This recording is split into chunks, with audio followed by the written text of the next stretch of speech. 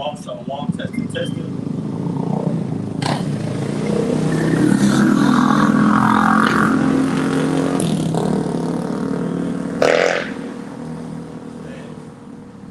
All right, shalom. All right, with the Hebrew Israelites, according to the Bible, give us Louisiana Saints of Lafayette branch. We come out here weekend and week out to prophesy that downfall. But this wicked society, this perverse nation that you so-called Native Americans, Latinos, and Negroes currently residing in. Before we go any further, we're going to turn and face the east and give effort and honors and praises to Yahweh, Ba'Shem, Yahweh, Ba'Shem, HaKadosh. Double honors to our teachers, the apostles and the elders of the great millstone who rule well in the word that is double honors. Peace and blessing to you, Hakim, pushing out this truth across the four corners during these last 6 times. Shalom. Mighty Shalom. Right? Another weekend here in Babylon. Right? And as you see, the society is getting more and more perverse. But throughout this perverse and wicked and detestable society, the Lord has raised up men. If you get a revelation, the Lord has raised up men right across the four corners to promote his name, his good name throughout the earth. Like the names we just called on, Yahweh, Yahushua, the Heavenly Father and his Son, by their true Hebrew names. As it is written in the book of Exodus, no other name under the sun for which we might be saved by, man. Roughly paraphrased. Yahweh, Yahushua, and that name will ultimately trump every other name under the sun, as well as these prophecies. Go ahead. This is Revelations 21:3. And I heard a great voice out of heaven saying, Behold, the tabernacle of Yahweh is with men. The tabernacle of the Most High is with men. Right? He's dwelling with men. We're that Ezekiel 11:16, the little sanctuary. Lord, what do we be at that number? Because what are we doing? What would we be found doing? Raising up prophets. All right? Seeking out the lost sheep. All right? Not flaring our engines.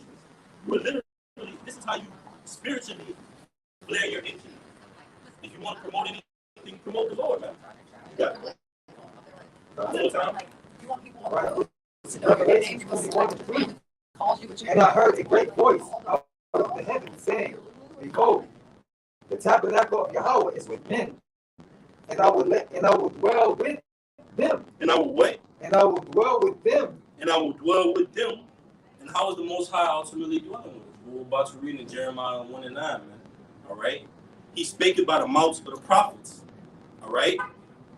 Back in the garden, Adam and Eve, the prophets came in the cool of the day. The Lord had his men set up back then, man. But as the scriptures say, that grain of evil seed, all right, was put into Adam, all right, for prophecy's sake. For ultimately the earthly Adam to be no more, and the celestial, the heavenly Adam, Yahushua, whom the word ignorantly called Jesus Christ, all right, for his name to reign supreme in the earth, man.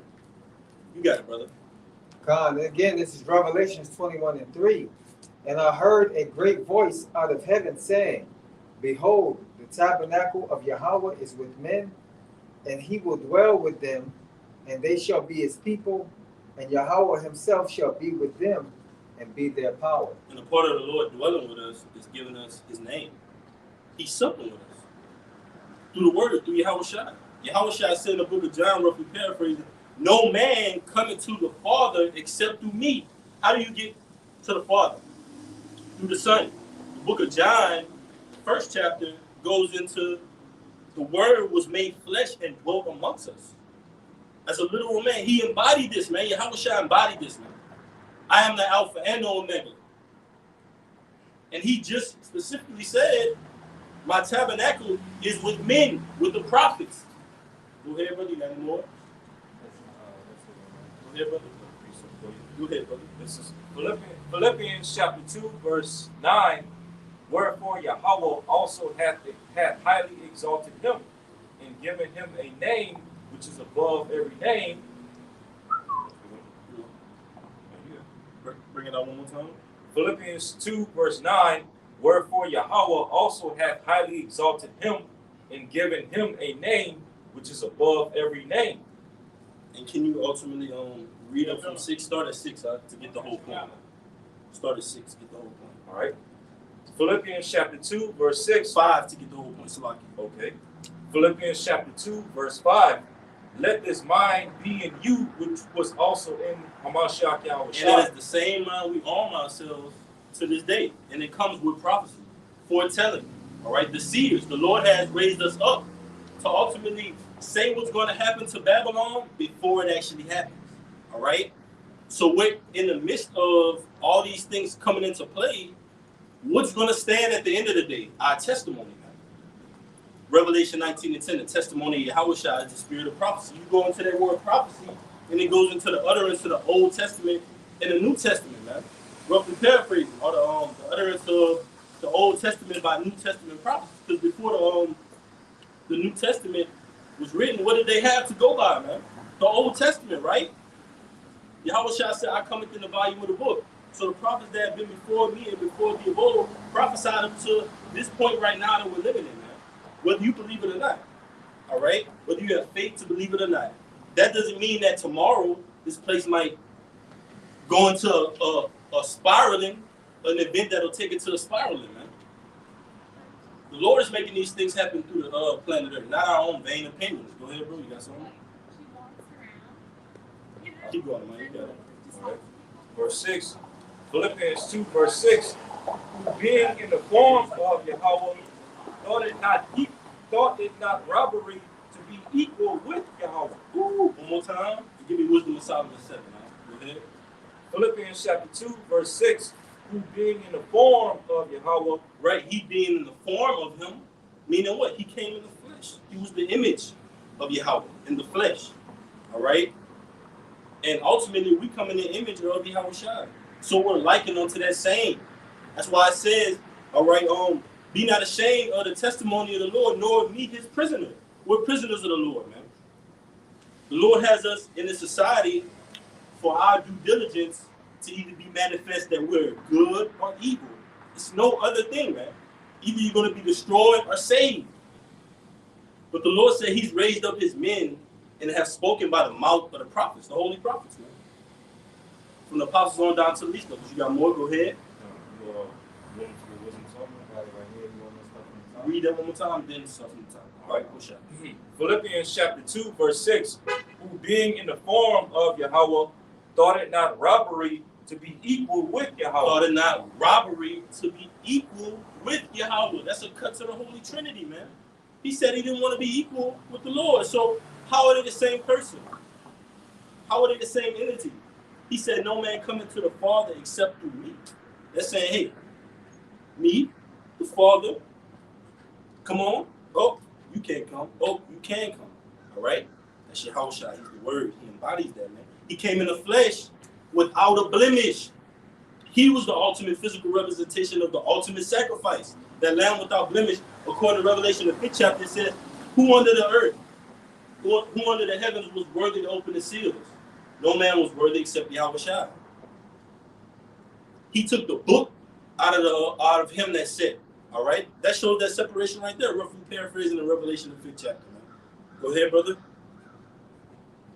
All right. Verse 7, Philippians 2, verse 7, but made him of no reputation. Made himself. But made himself of no reputation. Showing that he was a literal man, walked the planet Earth, all right, had a mother, had a father, came through the loins of a man, all right, by a natural birth, all right, through the course of sex, the act of sex. Go ahead, brother.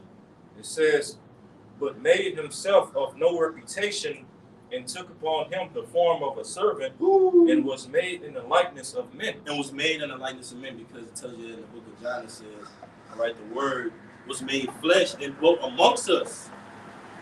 And I believe when you go into that in the NLT, it goes into Yahushua, man. And just as it did in Philippians 2 and 5, it says, let this mind be in you, which was also in Yahushua, because they got those bumper stickers in when we were coming up. They used to say, what would Jesus do? right? But hey, we can say what we Yahushua do, because that's the ultimate example. All right? You just didn't have that name, but we can say what we Yahushua do, because he's the ultimate example of suffering in the flesh. Yahushua is the ultimate example of suffering in the flesh, going through it, man, and still being without blemish, being blameless. Now here we are. The Lord said, though our sins be red as scarlet, he shall make them white, roughly paraphrasing. Here we are in a perverse nation, all right? A just man falleth 7 times and get up again. We're making mistakes. The Lord still is going to cover us, man. He's going to cover his remnant. That's the mercy. We're going to be found written in the book of life. Lord willing, we are of that number, man. And that's a heavy testimony. Each man of the Lord throughout the Bible had a testimony, man. Job, Noah, Abraham, Isaac, Yahushua, the ultimate testimony, man. And guess what? Yahushua finished his testimony without sin. So how much more us should we be coming back to this wisdom, knowledge, and understand? That's the only thing that's going to matter in these last sections of time, man. It's not going to matter how much rims you got in your car, how much money you got in your bank account, man. It's going to matter if you're serving good or evil down to the last second, man. The buzzer beater, right? That's what the Lord's going to hit on this place, man. But you got to have faith. Go ahead, brother. It says, Philippians 2, verse 8, in being found in fashion as a man. Ooh, one more time. In being found in fashion as a man. Being found in fashion as a man. Go ahead. He humbled himself and became obedient unto death, even the death of the cross. Right, and being found in the fashion as a man, that's talking about Yahushua. He walked the planet Earth. All right? Joseph had sex with Mary. All right? That's a cut to the virgin birth right there. Cut to Holy Trinity. You got the Wisdom of Solomon 7? Go ahead, brother. All right, if you want to get into it, you got it, brother. Okay, all right, this is Wisdom of Solomon, chapter 7, verse 1.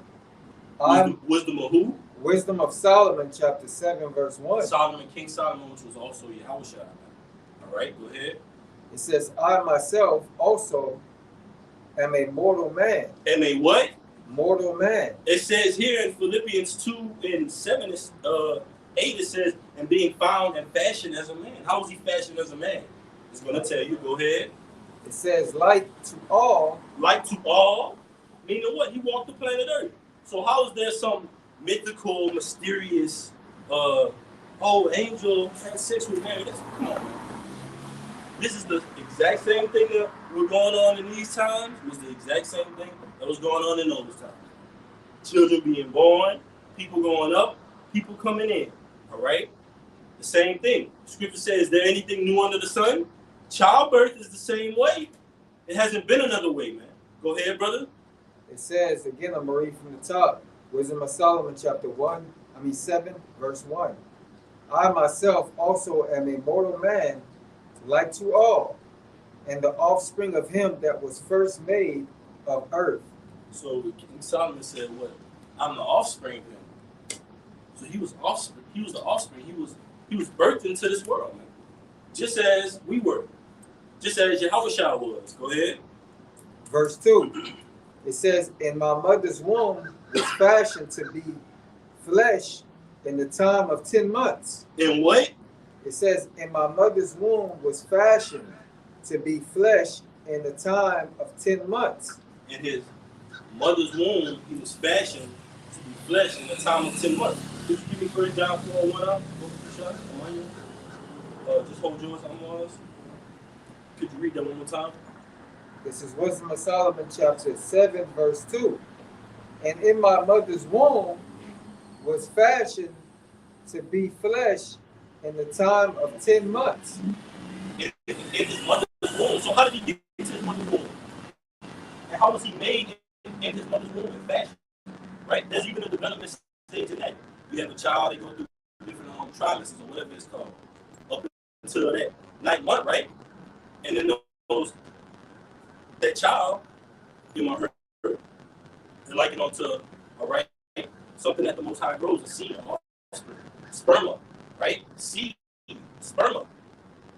So ultimately, that was likened onto us. Just Yahushua was. But the point is to be illustrated, the Lord did it with me. All right? By the mouth of his holy prophets. Go ahead, brother. Okay. By the loins of other men. Go ahead, brother. It says, and in my mother's womb was fashioned to be flesh in the time of 10 months. In the time of 10 months, go ahead. Being compact in blood of the seed of man. One more time. It says, being compacted in blood of the seed of man, and the pleasure that cometh with sleep. Yeah. Compacted with blood by the seed of man. The pleasure that comes with sleep when you're in that womb. What is it like to deep sleep? Can y'all remember what happened in the womb? Can you remember when you were 2-3 months? What was going on? Me either, brother. So, hey, that's like unto us. Us all, we had that journey, man. From the spirit world back to here, like the scripture say, I behold vanity under the sun is vanity. That's the earth. We have people that are going up, all right? People that are coming down. People that it's a revolving door. It tells you that in, I believe, 2nd Ezra 5th chapter. It tells you that the Lord has a circle of judgment likened onto a ring. The Lord's judgment is likened onto a ring. So people being judged, going up, coming back down for the judgment as well. All right, it's a revolving door. But could you read the one before that last one again about the flesh?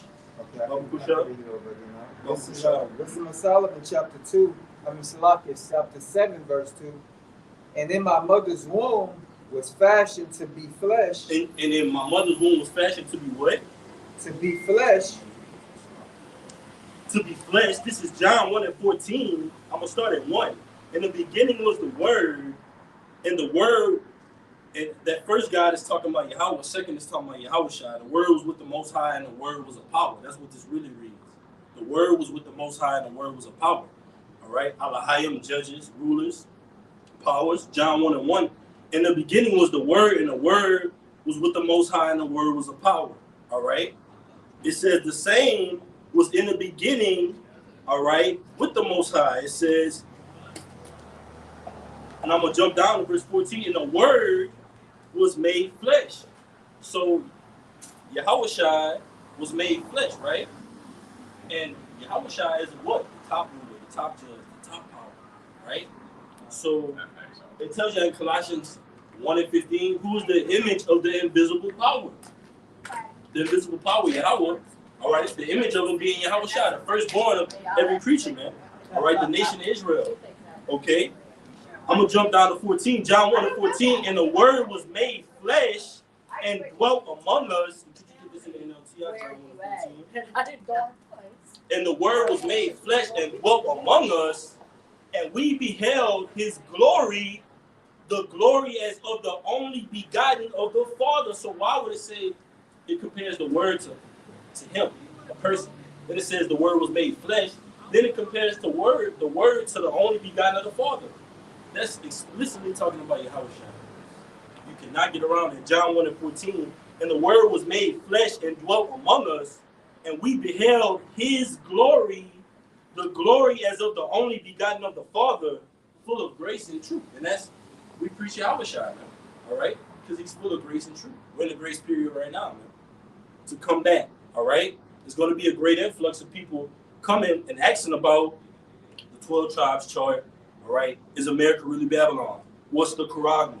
All right, is this the true image of Yahushua according to the Bible? And guess what? It's biblical. All right, John 1:14. You got it in the NLT? You got it. John chapter 1, verse 14 in the NLT.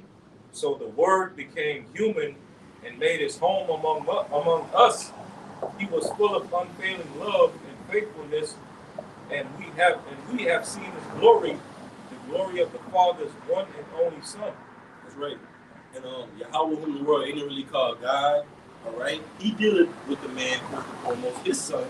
And guess what? If we are of that number, we're the sons, plural, more than one, of God, all right? Sons of Yahweh Shem Yahushua. We're those other operating judges, powers, rulers, man. Because we're just gods in this flesh, man. If we be of that number, what we are, man. We're likened unto the elect of the nation of Israel, man, from the apostles on down to the least of us. We're likened to gods in the flesh. We're prisoners of hope in these chains of darkness. The scriptures say a little lower than the angels. You got any more with it? No. You want to speak on it? Did you bring out that 1 John 4 and 2? No. All right.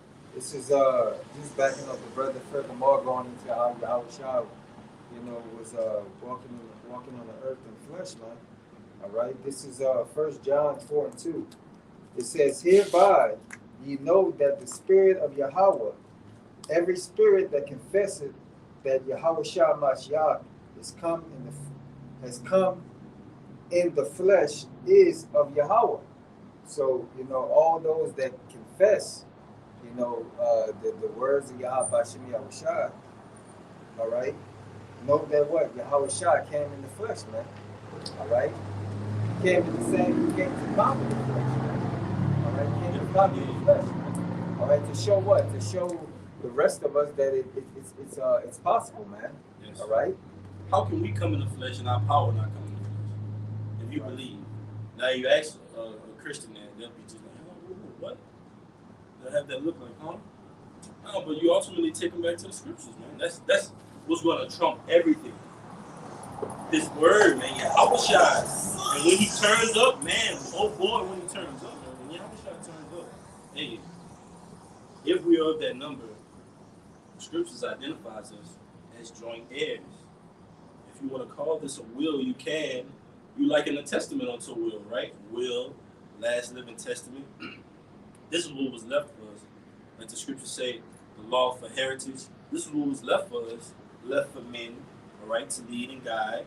The prophecy, Yahweh Shemel Shai. This is what was left for us to be brought back to, our heritage.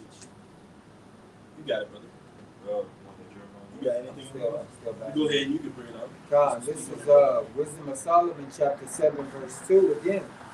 And in my mother's womb was fashioned to be flesh in the time of 10 months, being compact in blood and of the seed of man. Hey, and if I can say this, that shows you ultimately how we've fallen from that state of like we become dross, like the scripture speaks of.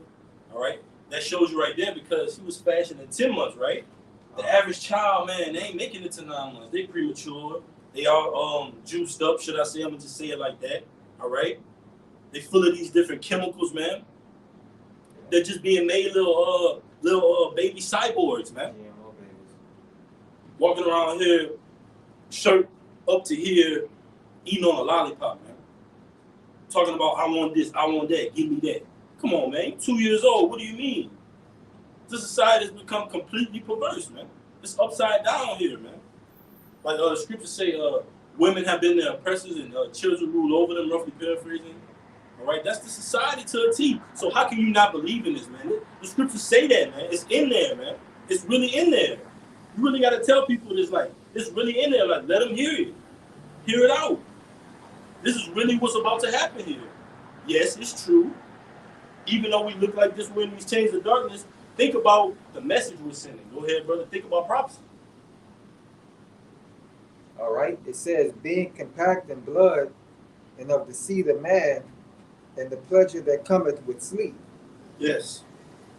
It says, verse 3, and when I was born, I drew in the common air and fell upon the earth, which is of like nature. And the first voice which I uttered was crying. And the what? It says, which is of like nature, and the first voice which I uttered was crying. Right, man. So he came in the same likeness as we all came. We were fashioned in our mother's womb. Jeremiah tells you that. Let me get it real quick. This is the book. I'm already in that chapter. All right, go ahead, brother. You bring it out. All right. Jeremiah chapter 1 and verse 4. Then the word of the Lord came unto me, saying, behold, before I formed thee in the belly, I knew thee. So before the Lord formed thee in our belly, he knew us. The Lord knew our parents.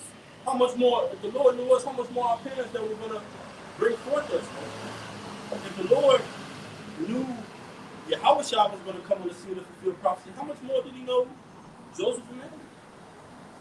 You got it, brother. In Revelations, it speaks about when it goes into World War II, when it speaks about those men. All right, in Revelations, it speaks about how the men being saved. Those are the seeds of the elect, man. All right, that the Lord had ordained those men to make it out of that war to what? Bring forth the elect, what? To bring forth the word, man. All right, for whenever that appointed time may have been. All right. So yeah, even from the everything is set up by the Lord, man.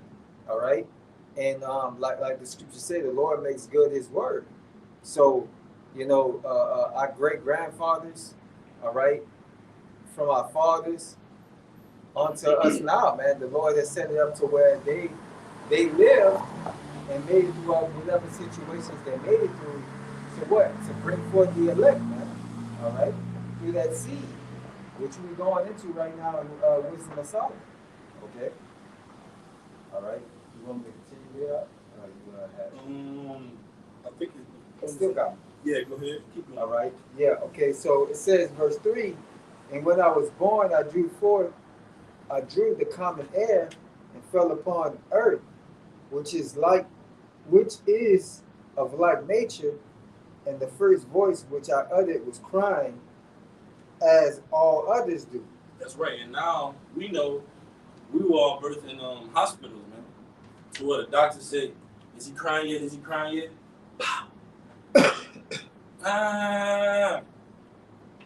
Smack you on your behind, man. Put that cereal, not that cereal number, Salaki, the Social Security, Social Security ID, man. Yeah. Birth certificate, nothing but a price tag. Yeah. Matter of fact, your organs have prices here, man. Come on, man. This is a perverse society, man. We're gonna keep saying it, man. This society is getting more and more perverse. If you don't see it now, guess what? Just live in oblivion. Stay on Oblivion Island, man. Gutter Island. Go ahead, brother. Khan. And it continues to say, verse 4, it says, I was nurtured in swaddling clothes and with care. Swaddling clothes, man. They still do that today. Swaddle kids in the clothing. You see that, man. You see parents in the supermarket got their kids swaddled up. So how is that so mysterious? How Yahushua came on the scene in the world, and it really called Jesus Christ. This is King Solomon illustrating it, man. Yeah, this is a real good point right here. These last two verses. It says, "For there is no king that had any other beginning of birth, and it is not Yahushua, the King of Kings."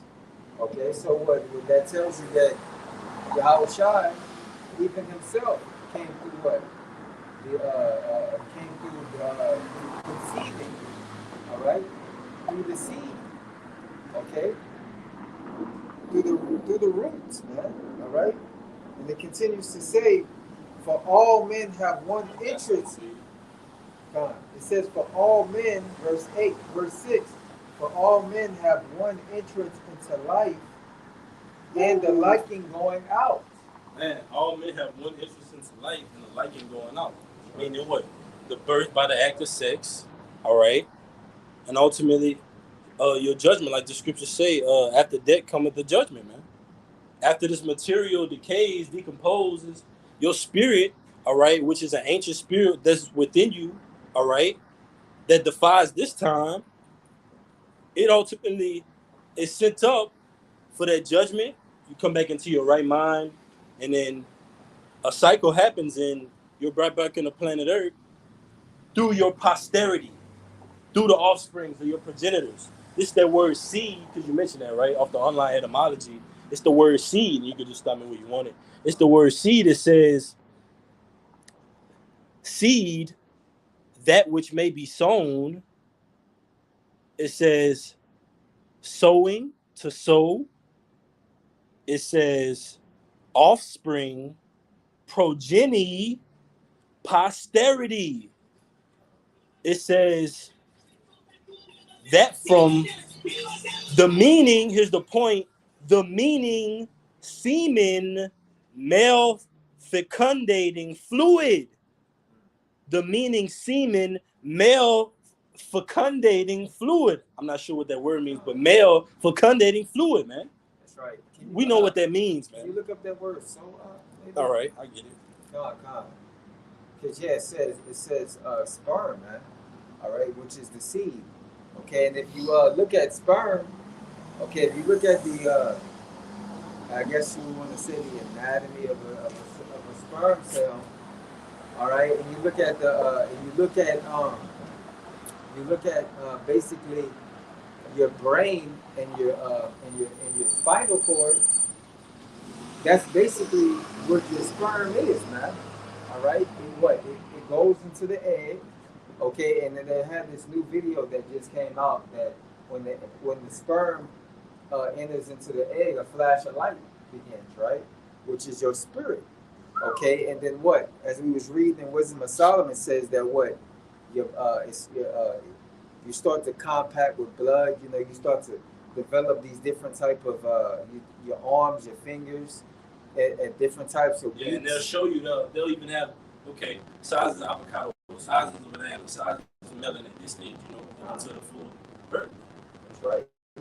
So that's right. So that sperm develops into the sperm. It's the word sperm. It says the sperm means on my etymology, male seminal fluid, male seed of any kind. Male seed of any kind. And we're going to get in Ecclesiastes, the 3rd chapter. It goes into, all right, the spirit of a beast goes downward. All right. So you got a spirit that is in a beast, right? You got seeds that come from the male beast. All right. They procreate. Male of any kind. That means cats, dogs, frogs, whatever it may be, man. All right.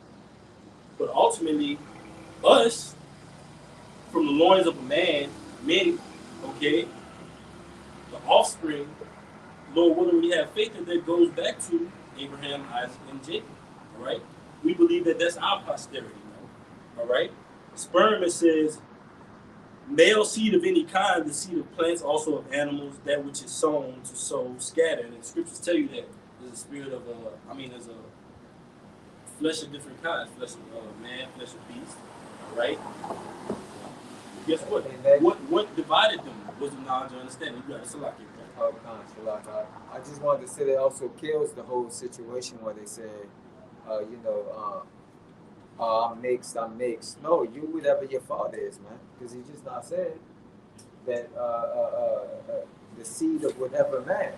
So wherever that man, male seed of any kind. Yeah, male seed of any kind. So whatever nation or pedigree, as the scriptures say in Numbers 1 and I believe it's 17, 18, gone. Where it says they determine the pedigree by the houses of men. All right. So basically, if you have a so-called Asian man lay down with an Israelite woman, it doesn't matter if that woman is an Israelite or not. That baby that comes out, even if that complexion is dark, okay, and he has more of the facial features of the mother than the father, that baby is a heathen. All right. But if Jake, the same thing goes for Jake. If Jake lay down with a heathen woman or lay down with any woman of any nation, okay, then wherever he planted that seed, that's what's gonna grow. You plant an apple seed in the cornfield, it's still gonna grow to be an apple tree. It's not gonna change. Right. Okay. And the Lord, that's heavy because the Lord established that in the beginning as well. Seed on fruit bearing seed, roughly paraphrasing, man. Every kind. All right. And that's like it on to us. Guess what? What is seed of Abraham, Isaac, and Jacob? Lord willing, we be at that number. This is that seed in the Zondervan Bible Dictionary. The latter end of the paragraph, it says seed, figurative, meaning descendants or genealogy. Right. It says meaning descendants or genealogy, man. All right, going into what? Your ethnic background, man, or your nationality. I got it right here. It's the word genealogy. It says line of descendants. That's right. Pedigree, Numbers 1 and 18, you just quoted. Pedigree, descent. It says tracing of a family. It says tribal groups, study of family trees. That's right. So generations. That's right. And you have different tribes. You have the 12 tribes of Israel, and then you got the tribes of the nations. of the different heathen nations, man. All right, and all of those, all the men of these nations, all right, wherever they plant their seed, that's what ultimately comes out, regardless of what that woman is, man. Got you, son. Okay. This is Psalms 105:6. O ye seed of Abraham, his servant, ye children of Jacob, his chosen. Isaiah 41:8. But thou, Israel, Israel art my servant, Jacob whom I have chosen, the seed of Abraham, my friend. You got it, brother. That's right, the seed of Abraham, my friend, because the seed of Abraham brought Isaac and Jacob had 12 sons, and that brought forth what? These, the 12 tribes of Israel, man. All right, Yep. through that what? That seed, man, through that bloodline. All right, that's how it works, man. Yeah, All right. even Genesis the 5th chapter, Adam all the way down onto Noah, the sons of God, Noah through all facts, and all the way down onto Abraham, All men, patriarchs, yeah. sons. The Lord would have said the daughters of Yahweh. Come on, man. That's what they say in these. That's what they say. That's what these the small hat community says, that it goes by your mother, man. It doesn't go by your mother. It goes by your father, man. We clearly illustrated that the seed goes into sperm. Yeah. Can a female produce that? It cuts off at the female. It doesn't continue. That's why when God say, "Oh man, I want a boy." Why? Because the boy is gonna continue that lineage through the seed, through the blood, man. All right. Through women, it stops, man. All right. But that's it. You go ahead, Mike. All right, it's Genesis 28 and verse. Well, I'm just go straight to the point. Hey, and if I could just say real quick, ultimately, we're just illustrating that the Lord ultimately deals with men through generations of men. All right, Abraham, Isaac, Jacob. You go up, Adam all the way down onto Noah, down onto Abraham, Isaac, and Jacob. Lord willing, all right. We believe that we stem from one of these 12 tribes. All right, progenitors. Okay. But the Lord, like we brought out in Revelations, he dealeth with men, the prophets, all right? Of Yahweh Shem Shai. Go ahead, brother. All right. Genesis 28, verse 14. This is the Lord speaking to our forefather Jacob right here in this chapter. All right. Genesis 28, verse 14. And thy seed shall be as the dust of the earth, and thou shalt spread abroad to the west, and to the east, and to the north, and to the south. Okay? And in thee and thy seed shall all the families of the earth be blessed. So, first off, the Lord told Jacob that his seed will be as the dust of the earth. All right, the sand of the sea, the stars of heaven, north, south, east, and west throughout the four corners of the earth. Okay? Basically, we as a nation, the nation of Israel, we would be fruitful and multiply, and be scattered throughout all the earth. And as it went into in the latter part of that verse, in thee and thy seed shall all the families of the earth be blessed. All right, the families of the earth is talking about the 12 tribes of the nation of Israel. Okay, it's not talking about all nations. All right, Jeremiah 31, verse 1 goes into that. Our Lord is only dealing with the families of the house of Israel. Okay, all these heathen nations will not take part in the kingdom and the promises that was given to Abraham, Isaac, and Jacob. Because hell, even when you go into the blessing that was given to Jacob, Genesis 27, around about the 28th verse on down, it tells you that all nations will serve Jacob, and that his mother's son, which Esau, would bow down unto Jacob.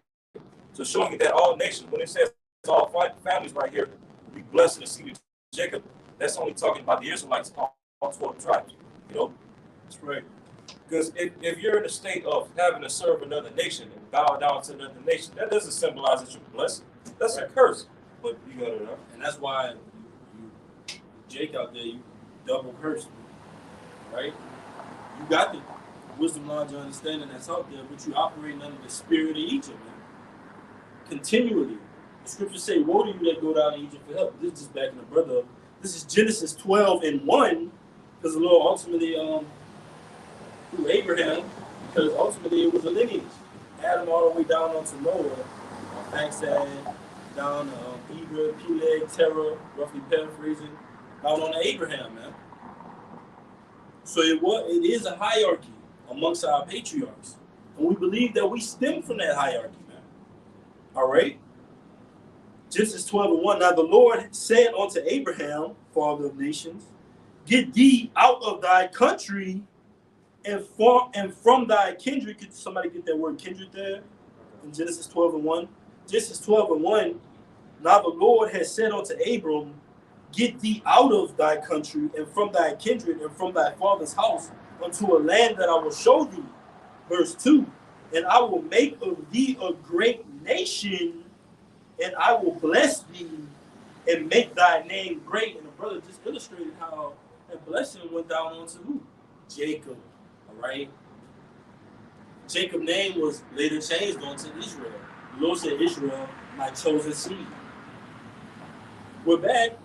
Esau, surprise, we're here. All right, now what? Prophecy will reign at the end of the day. Genesis 12:2 again, and I will make of thee a great nation, and I will bless thee and make thy name great, and thou shalt be a blessing. And I will bless them that bless thee, and curse them that curse thee, and in thee shall all families of the earth be blessed. And that's talking about Jacob, the nation of Israel, because all other families of the earth are going to be blessed, ultimately. Even these on the back of the side, because when the scriptures tell you when the righteous bear rule, guess what? The people rejoice. These other nations are going to be happy to be back in their order, serving us, man, properly. All right? You got it, brother. You can bring it down. All right. This is kindred. 38. Moledeth. Moledeth. It says kindred, birth, offspring, relatives. It says kindred. It says, let's see, offspring. Again, it's just going to basically offspring, kindred, your family.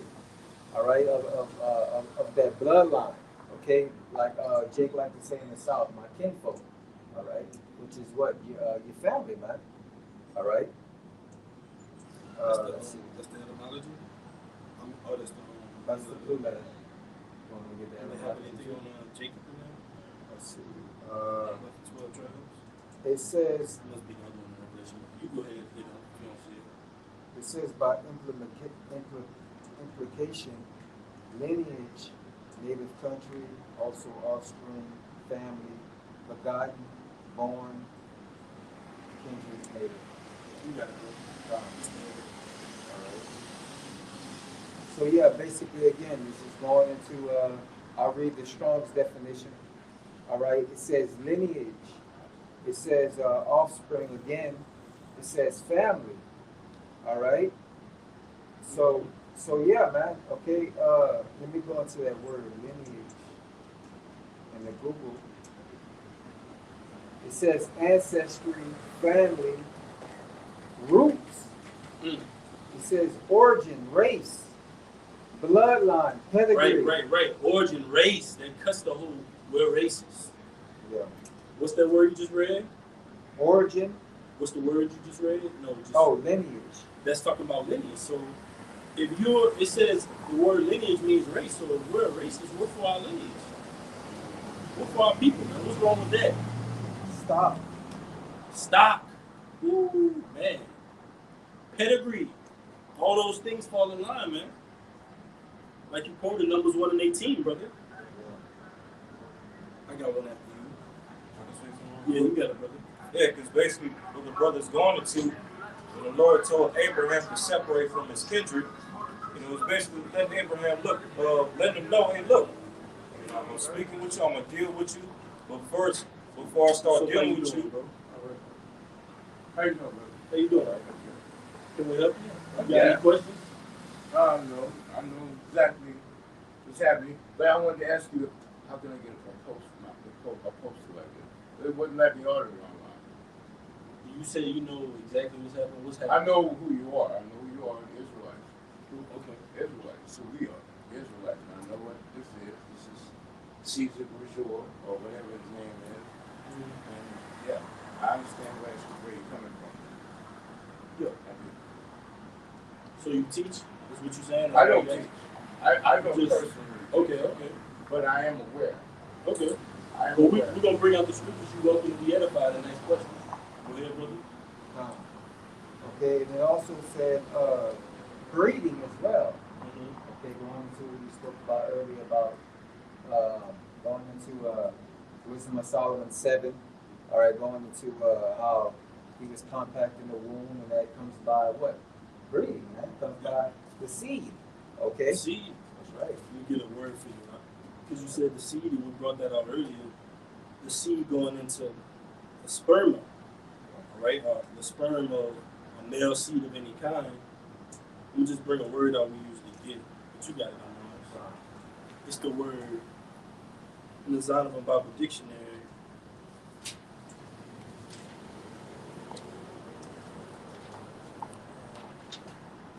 Right?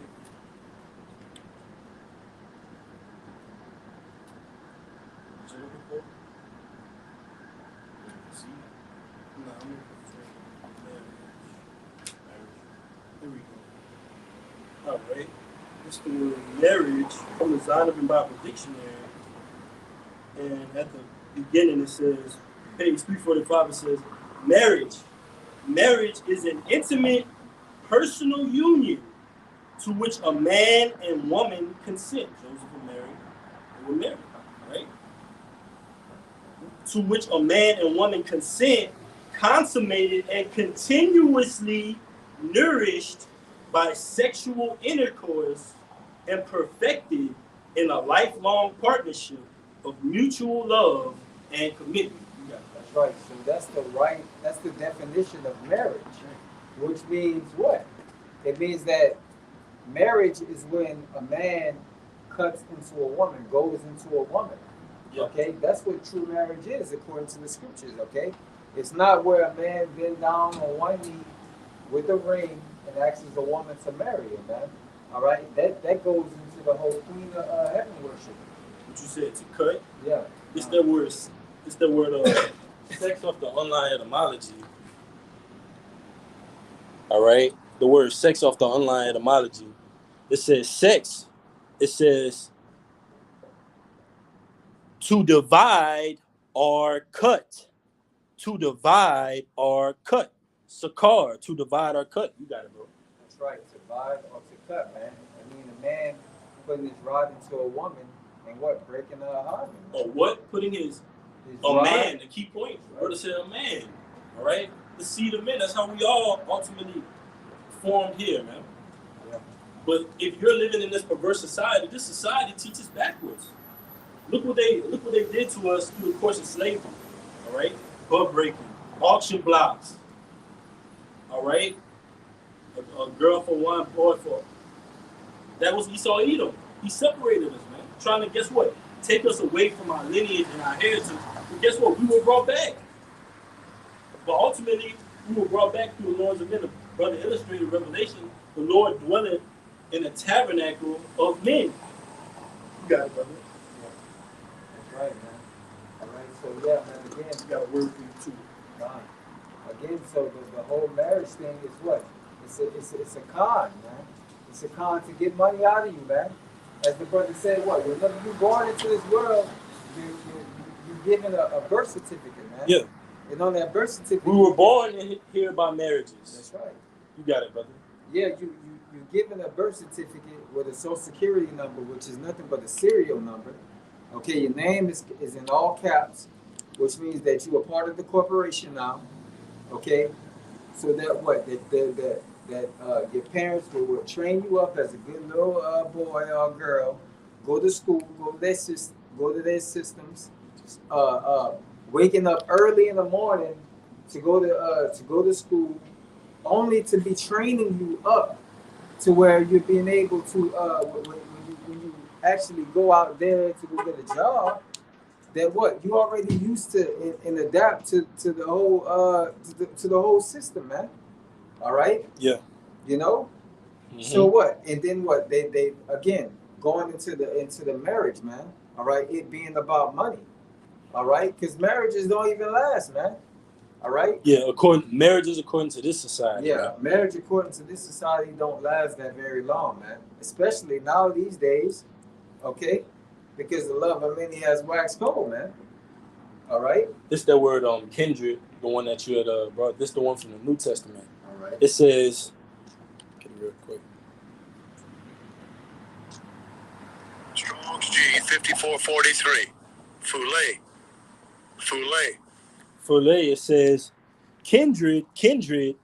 It says in the New Testament, all the persons descending from one of the 12 sons of the patriarch Jacob. So the word kindred means in the New Testament, all the persons descending from one of the 12 sons of the patriarch Jacob. No other nation did it mention, man. So no other nation are the kindred, the people of the Most High, man. So I'm looking at this brother, looking at this other brother. These are my kindred, all right, according to the scriptures, man. Lord willing, where persons are a person descending from one of the 12 sons of the patriarch Jacob. Yeah. Even whenever the Lord said that he took Eve from the rib of Adam, that was the kindred of Adam. And she was an Israelite woman. Yeah. All right. It Of his wasn't nation, man. Of his nation of people. of his nation. That's correct. All right. It wasn't an actual rib. He took it. It was going into the nation. Okay. All Yes. right. It says a clan or a tribe. Yeah, a clan or a tribe, man. All right, a tribe, a bloodline. Again, going back to that bloodline, going back to the seed. Okay, of man, the pedigree. Bloodline of Right? men. That's right. That's right. That's right. You got that Jeremiah? You have some on us? Bloodline. I guess we go. Go ahead. Jeremiah chapter 1, verse 9. Then the Lord put forth his hand and touched my mouth. And the Lord said unto me, Behold, I have put my words in thy mouth. Verse 10. See, I have this day set thee over the nations and over the kingdoms, to root out and to pull down and to destroy and to throw down, to build and to plant.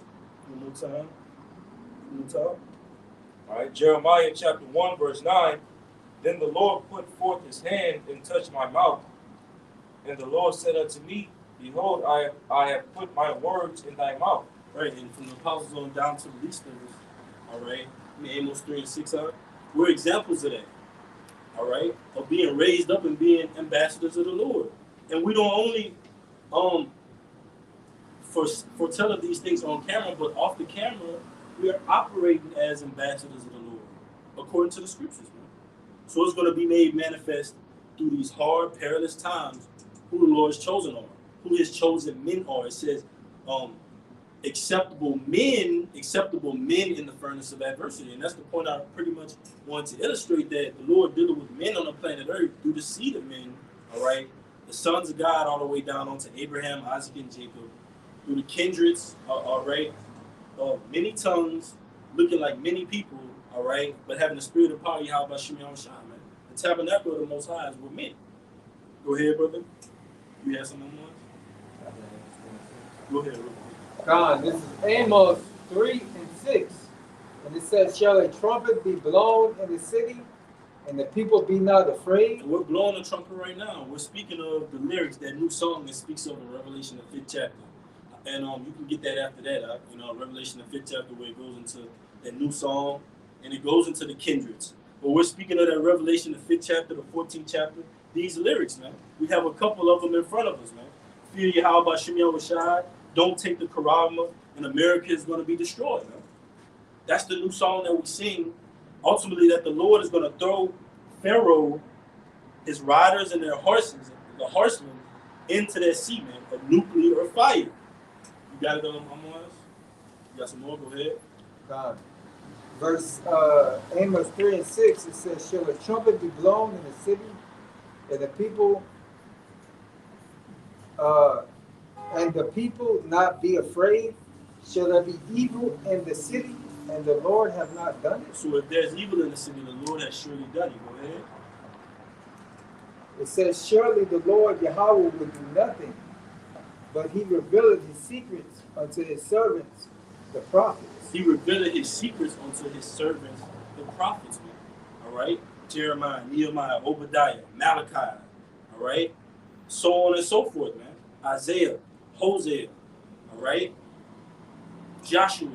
All our patriarchs prophesied up until this point, man. The day of doom is upon us, man. The day of doom is looming over the society, man. For a state of perilous events. You got some more? Yeah, let's hit on that. Go ahead, read yours one more time, my book for sure. All right. Jeremiah chapter 1, verse 9. Then the Lord put forth his hand and touched my mouth. And the Lord said unto me, behold, I have put my words in thy mouth. Verse 10. See, I have this day set thee over the nations and over the kingdoms, to root out and to pull down and to destroy and to throw down, to build and to plant. Ooh, to root out, pull down. All right. The Lord said promotion coming from neither the east nor the west, but the Lord is the judge. He bring it up one and pull it down another, man. And that's what the prophets that have been before us of old have done. And that's what we're doing, man. This is Jeremiah 5:14. Wherefore thus said the Lord Yahweh of hosts, the heaven's armies, because ye speak this word, behold, I will make my words in thy mouth fire, and this people wood, and it shall devour them. And this word is literally going to devour this place. It's doing it right now. You see the society is colluding, and it's ultimately going to devour it by that thermonuclear heat, which the word foretells of. We speak of the thermonuclear heat, the ICBM nuclear missiles, the lake of fire in the Bible, man. And it's actually going to occur. So when that's made manifest, we're going to know that, with proof beyond a reasonable doubt, man, that we were doing the Lord's work this time. We were out here on the highways and byways for the right cause, man. That's what we want to be made manifest. Go ahead, brother. I'm wise with yours. Yeah, bring out yours and break it down. All right, this is Isaiah 13:1. The burden of Babylon, which Isaiah the son of Amos did see. Lift up the banner upon the high mountain, exalt the voice unto them, shake the hand that they may go into the gates of the nobles. I have commanded my sanctified ones, and have called my mighty ones for mine anger. Did you get Proverbs 1 and 20 out? And that banner goes into the truth. All right, we're in the gates of these nobles, man. All right, these hierarchs. We're ultimately the elect on the right-hand side, right? And you have a hierarchy on the left-hand side. These international banking families who have a ploy, and they have an agenda on the planet Earth. And their agenda, all right, is to make you so-called Native Americans, Latinos, and Negroes a part of this beast system, this beast image right here. This detestable device, man. Look at this thing, man. Me and the brothers were talking about it, all right, before the camera started rolling. We went into these different images on here, on this particular sign right here. And all of the faces of those on these images are completely gone, completely possessed. And you see the phases of it in the society. You're westernized, feminized, you're all these things. Next thing you know, you're taking the charagma. You're bound to the image, man. Scary times we live in. Go ahead, I'm on you, Michelle. All right. Proverbs chapter 1, verse 20. It says, wisdom cried without, she uttered her voice in the streets. 21. She cried in the chief place of concourse, in the opening of the gates. In the city she uttered her words, saying, how long, ye simple ones, will ye love simplicity? And that's what we're saying in this society. This is Psalm 60:4. Thou hast given a banner to them. Thou hast given a banner to them that fear thee, that it may be displayed because of the truth. So the Lord says he gives a banner to those that fear him. The Lord's not going to give any precious possessions and treasures to somebody that just don't care about taking care of it. It's going to be like, okay, well, just put it in my pocket. Just hide it. Next thing you know, you washing it in the washer and dryer, man. No, man, we gotta treasure this thing, man. The scriptures tell you it's either in Psalms or Proverbs, there's treasure to be dwelled in the house of the wise, but a foolish man spending it up. So that's like to Matthew the 25th chapter, where you got the 5 wise virgins, the 5 foolish virgins, the 5 wise men, the 5 foolish. That's like to 2 different realities. Those that are living for the kingdom of heaven, and those that are living, all right, to keep up themselves in the society and putting the Lord on the back burner. You got it, brother. All right, you got any more? Go ahead. Proverbs 1 verse 22. How long, ye simple ones, will you love simplicity, and the scorners delight in their scorning, and fools hate knowledge? That's right, man. And we see that ultimately wisdom is crying out, but it's only for the lost sheep of the house of Israel. That's what Yahushua said to seek out, the lost sheep of the house of Israel. That's what we came for. All right? Those that are outside of this fold, man, the Lord came for the Jews, the Greeks, the Gentiles, because you got Israelites being labeled those things. You got Israelites in New Orleans, Baton Rouge, Lafayette. All right?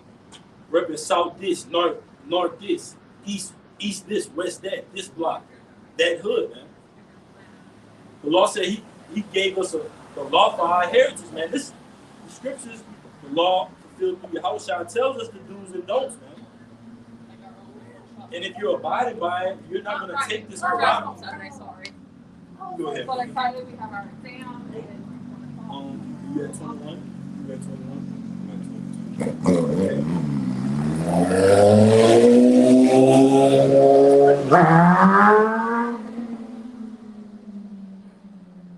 That's pretty much the point. Could you go back to Jeremiah 1 and 10? And then I'm wise, you got one. If not, could you get Ecclesiastes, the 3rd chapter?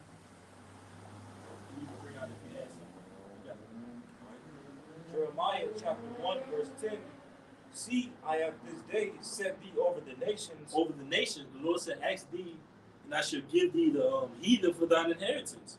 So, literally, we walk around here, we're literally over Esau, Moab, Ishmael, Ammon, Japheth. We're over those nations, man. And we operating as such. And this is a part of us showing that we're over those nations. We don't literally go on a job and boom, kick the door in. Yeah, man, y'all going into slavery. Everybody in here, man. Nah, man. Scripture said, I hate thee with a perfect hatred. A part of that is the patience and faith of the saints. That's one of our characteristics is patience. Waiting it out. Going through BS all the time, being brought through the ringer. Suffering in the flesh. But at least you wanna go out with the name of Yahweh Shem Yahushua. You wanna finish the course with Yahweh Shem Yahushua. You don't wanna walk out and say you gave it up for any other platform, any other name. Just like there's no other name in which under heaven we can be saved by. So where are you gonna get salvation from? Salvation isn't lying in this prerogative. That's gonna be, man, it's gonna be like they'll say what in the Christian church, man, hell is long, they got a long line to hell. Hey, that makes some sense. All right? There's going to be many of them caught up in that lake of fire, man. And there's going to be lines wrapped around the building, all right, to take this thing, man, in these up and coming days for the miracles contained in Revelation the 13th chapter. Go ahead, brother. Go ahead, brother. You can break it down. All right. It's back in the point on how the Lord told Jeremiah, which also applies to us in these latter days, that we're over the nations, right? Over the beginning. This is Deuteronomy chapter 7, verse 6. For thou art an holy people unto the Lord thy power. The Lord thy power hath chosen thee to be a special people unto himself, above all people that are upon the face of the earth. So, and also backing up a point the brother made earlier, going into the term, racist or racism, which racism means what? Race meaning seed or lineage, and then ism, the suffix ism, it goes into to practice or advocate a particular doctrine or belief or cultural way of life. There's so on and so forth. So the Heavenly Father is racist. The Heavenly Father Yahweh advocates for His people. Okay, above all nations, above all people upon the face of the earth. So despite the fact that, we're in this lower state, in this flesh, suffering these curses, having to be subject to these heathen nations, hey, the Lord still esteems us above these nations because, according to the true narrative of the scriptures, the Lord is only coming back to save the Israelites, all right, namely the elect of the nation of Israel, the 1/3, which are what? So-called Negroes, Latinos, and Native Americans, which again, no heathen will take part in salvation. Yes, I got two of them for you. You was before me, though. Go ahead. All right, this is First Peter 2:9, and it says, "But ye are a chosen generation, a royal priesthood, and holy nation, a particular people, Peculiar. Shalaki, a peculiar people, that ye should show forth the praises of him who have called you out of darkness into his marvelous light." So you see there, again, going into the bloodline, man, of the Lord choosing who, man? The nation of Israel, and no other nation, man. The Lord has chosen Israel unto himself, a peculiar people, all right, unto himself, a priest, all right, of servants, a royalty, man, above all nations, all right, because all these other nations were created to be our servants and handmaids, man. And that's All the right. law. Yes. All right. That's it on that. I got two quick ones. All right. This is the book of Sirach, chapter 17, verse 17. "For in the divisions of the nations of the whole earth, he set a ruler over every people. But Israel is the Lord's portion, whom being his firstborn, he nourished with discipline." How will we nourish with discipline? Wisdom, knowledge, and understanding, the law, statutes, and commandments. That's what discipline is. Before the law was given unto Moses, all right, physically written down, all right, it was in our inward parts. It was oral, man. All right, we were actually doing it, man. Okay, Genesis, the 4th chapter. Cain, Abel, the righteous sacrifice, the wicked sacrifice. We were literally operating in that mindset, man. That's how we're going to be brought back. But it starts here, man. Like it says, many were called. The church called us out, man. The church, Yahweh Shem Yoshai. The Lord put out the apostles on down to the least of us. And we were drawn into this thing. We were educated, man. And we believed. Why? Because in prior times, we believed. In the times before that, we believed. In Jeremiah 28:8 says, the prophets that have been before me, before thee of old, they believed and prophesied up until this point we're living in right now, where this thing is about to be implemented, man. There's no way out of what you're about to see, America. All right? And it's all biblical. This is the other one. Matthew 28:19. "Go ye therefore and teach all nations, baptizing them in the name of the Father and of the Son and of the Holy Ghost, teaching them to observe all things whatsoever I have commanded you. And lo, I am with you always, even unto the end of the world." And all nations, we're talking about the kindreds we spoke of, all right? The descendants of Jacob, all right? Which was a patriarch of Israel, all right? You got the southern kingdom and the northern kingdom. That's who we believe we come from, all right? During the Passat, we say what? Blank bond, Yahweh, blank bond, and so on and so forth, man. What tribe you're from. But that's by faith, like the brother goes into. This is faith-based, man. We believe these things by faith. And how do we know ultimately that we're on the right track? Because nobody around us believes that they're Israelites, according to the Bible, that they have a higher power that looks upon us, all right? That to observe the high holy days and the Shabbats, according to the best of our abilities. The society is in perverse darkness, man. This is zombie land, just like those individuals on this sign right here, man, taking that Quran, man. That's why it tells you in it's a Revelation, the 16th chapter, a grievous sword, man. It's going to come upon those that take the Quran, a grievous sword, man, a cancerous sword, man. So you're going to be given double hell, man. You're already catching hell as a slave, and you're going to put something inside of you that you think is going to give you access to a better life and a better reality, man. The Lord got something for you, man. Go ahead, brother.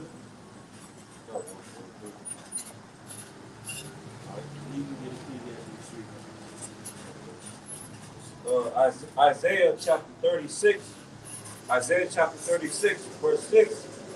Lo, thou trustest in the staff of this broken reed on Egypt, whereon if a man lean, it will go into his hand and pierce it. So is Pharaoh king of Egypt to all that trust in him. So our people that's going to lean upon, basically the power of this modern day Egypt, okay, and who's the Pharaoh of this modern day Egypt? Esau, Edom, pursuant to Joel 3 and 19. Those are our people that's going to consent and bow the knee to this beast system, all right, and take their charagma as it just wanted to. It's going to pierce into them, all right. It's going to pierce into them. It's going to be a snare into them. It's going to lead to them receiving a grievous sword, like the brothers just quoted in Revelation 16. And ultimately, it's going to lead to the 2/3 of our people that's going to take that charagma, being destroyed with fire and brimstone in the midst of the Lamb and the holy angels, are pursuant to Revelation 14. So this whole entire society, Babylon the Great, America in particular, which is the modern day Sodom and Egypt, this whole entire society is a snare unto our people. Yes. That's why it goes into Revelation 18. They want Babylon the Great was abundant in what? Slaves, as well as what? The souls of men. Yes. This society, Babylon the Great, ran by Esau Edom, ultimately wants our people's souls. And that's the spirit. Because just last night I was watching Get Out on Netflix. And then it went to that part where the dude was he was strapped down in that chair in the basement, and he was talking to that guy on that TV screen, the one that was blind in the movie, that art director or whatever. Yeah. He was basically like, I just want those eyes.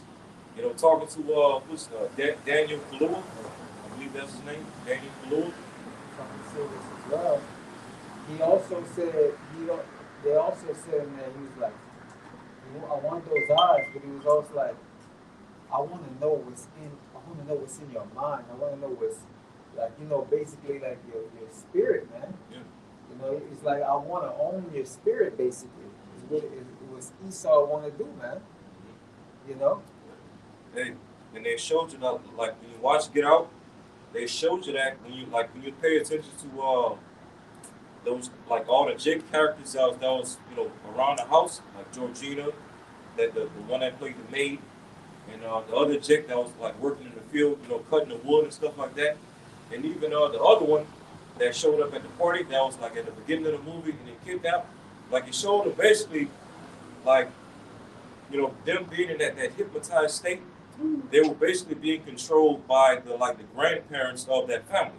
Like Georgina, she was being controlled by like the spirit of their grandmother, and the Jake that was working in the field, he was basically controlled by the spirit of their grandfather. And Hey, and that's heavy because they posterity, man. That shows the nature of their mindsets against us, man. I got something for you, huh? I want to say. you got you can say it. Oh, they got that also. They got the other TV series called Then.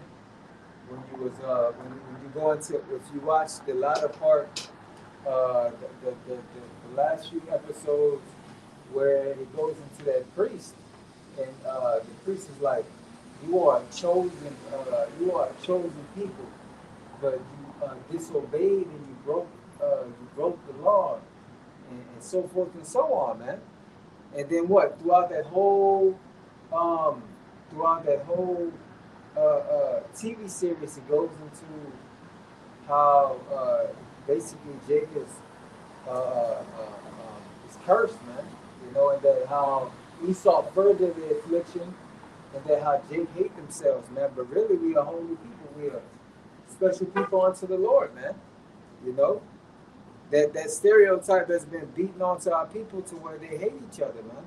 And that's shown a lot through music, by how they say, how Kanye said that. Oh, I hate that nigga.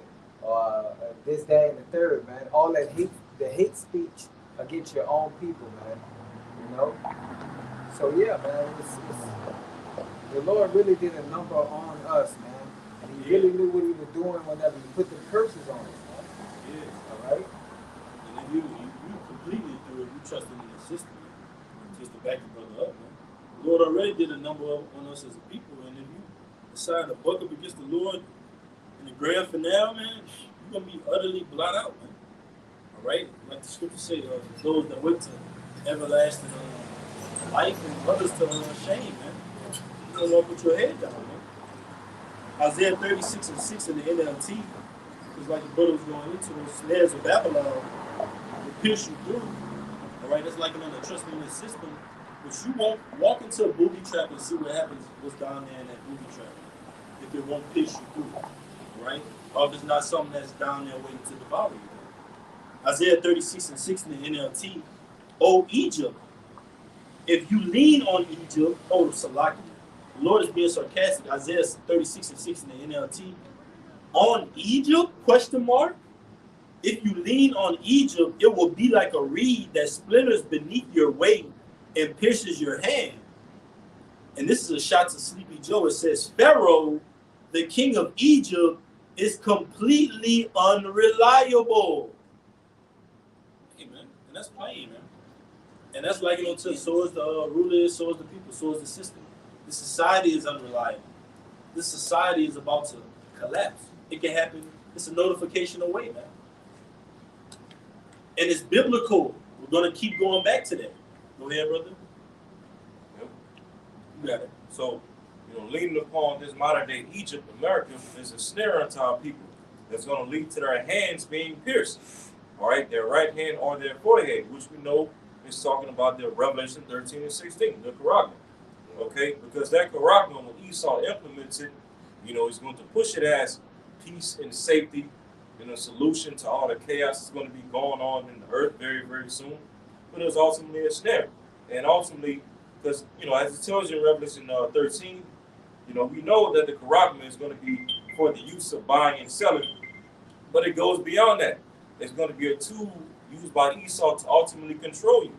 Why you think when you go into that word Karagma in the Greek, it says an M-A-R-K branded on horses. Why is that? Because back in even to this very day, if you have horses or cattle, for example, if you wanted to M-A-R-K them. Yep, that's my possession. That's the word right there. Hey, man, that's heavy. So how are we to be someone else's possession? The Lord said He likes Jerusalem to a comely and delicate woman. We're delicate. We're likened unto the Lord as virgins in Revelation the 14th chapter. So why would you trade yourself off to another power that's going to pierce you through? Man. Hey, and that's heavy, man. Like the digital all, like we go into. And the scriptures tell you that the love of let me get it real quick. Let me back you up real quick. All right. This is 1 Timothy 6:10. For the love, I'm going to start at 9. But they that will be rich fall into temptation and a snare and into many foolish and hurtful lusts, which drown men in destruction and perdition. And if you liken unto yourself and put this inside of you, you're going to be likened and caught up with that son of perdition, Esau, with his judgment. All right? For the love of money is the root of all evil, while which some coveted after, they have erred from the faith and pierced themselves through with many sorrows. And if you love money, you can't serve the Most High and another master. You're going to hate something, and you're going to love something. It's going to come down to the end where you say, man, I love this system so much, I got to take this. Or you're going to say, well, I hate this system so much, I'm not going to bow to it. I got to stand with my power. That's what it's going to come down to, man. You got it. Like the brother had just quoted, one man can't serve two masters. If you love the one, hate the other. You can't serve your how about you side and serve mammon. Mammon, when you go into it, it's basically like a get it for you. Okay. This is Matthew 6:24. I'm getting the blue letter. Matthew 6:24, Yahweh Shai speaking. No man can serve two masters. No man can serve two masters, for either he will hate the one and love the other, or else he will hold to the one and despise the other. Ye cannot serve the Most High and Mammon. I'm gonna get that word. Yeah. So hey, the Lord doesn't deal with gray areas when it comes to whether you're serving Him or not. Is it you're serving Him with your whole heart, your whole mind, body, and soul, like they say, or either serving Satan or any other idol of this world. Okay? But when it comes to money, hey, if you're all into money and want to gain and gain, is this, that, and the third, and wanting the riches of this world, then you won't have time to fully serve Yahweh Shema Shah. Because that shows that ultimately money in your belly is your master, okay, and not Yahweh Shema Shah. And to make this point as well, that shows you that you can't receive the MOTB and also receive the Tawaf pursuant to Revelation not Revelation Ezekiel 9:4. That's right. You can't have badge of exemption. Yep. You can't receive two MARKs. Okay, you're either going to receive one or the other. You see, the Lord ain't dealing with none of that gray area in between nonsense. It's the word mammon. It says confidence, wealth personified. It says treasure, riches, where it is personified and opposed to the Most High. It says, Yeah, so basically, you can't serve wealth and the riches of this world and at the same time try to call yourself serving Yahweh Shema Shah. Because all the wealth and the riches of this world is ultimately going to lead to you being tempted. Okay? It's ultimately going to lead to you being tempted to take the charagma in order for you, in order for you to maintain all that wealth and riches that you have. And even when Esau pushes his NWO system and that charagma, you're not even going to fully receive all the wealth and riches that you have now. You're only going to receive a fraction of it. yes. Because Esau is hoarding all the riches and all the lands and the wealth to himself. And he's gonna control how much of that you get too. Yeah. And he's going to be able to cut it on, cut it off. Because now you're his possession. If I got a pair of shoes, I could take them on and take them off. If I have a car, all right, I could turn it on, turn it off. This is the word mammon, and there's a word in the word mammon. It's avarice, and I didn't know the word, so I looked it up, and I'm gonna bring out the definition of it. But just the word mammos.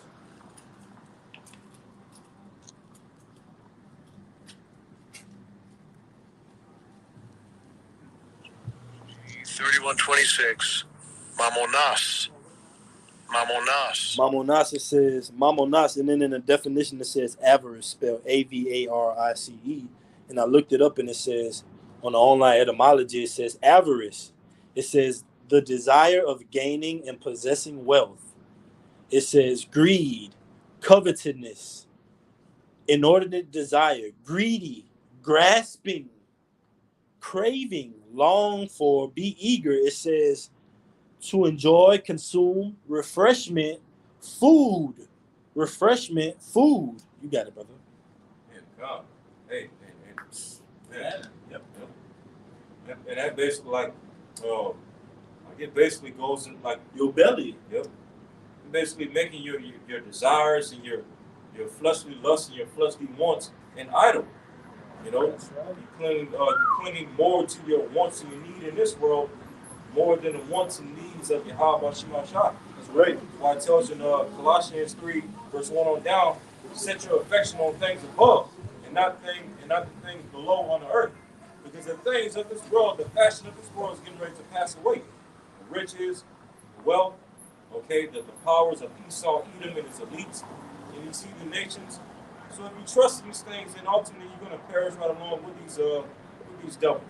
You see?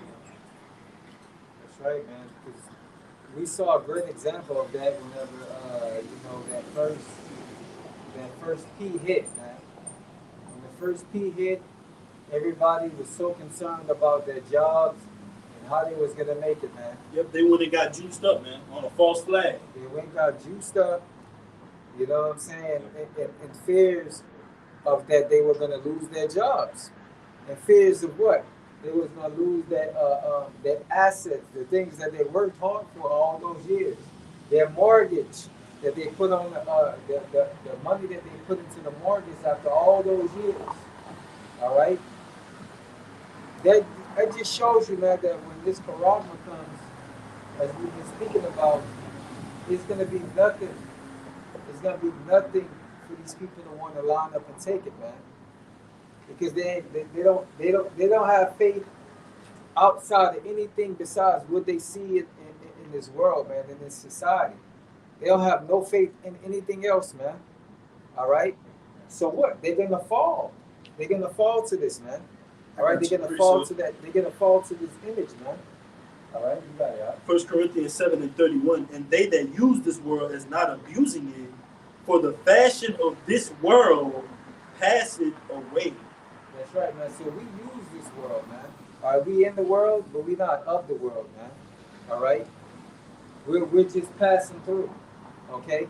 But what it says as well, 1 Corinthians 7:31, and they that use this world as not abusing it, for the fashion of this world passeth away.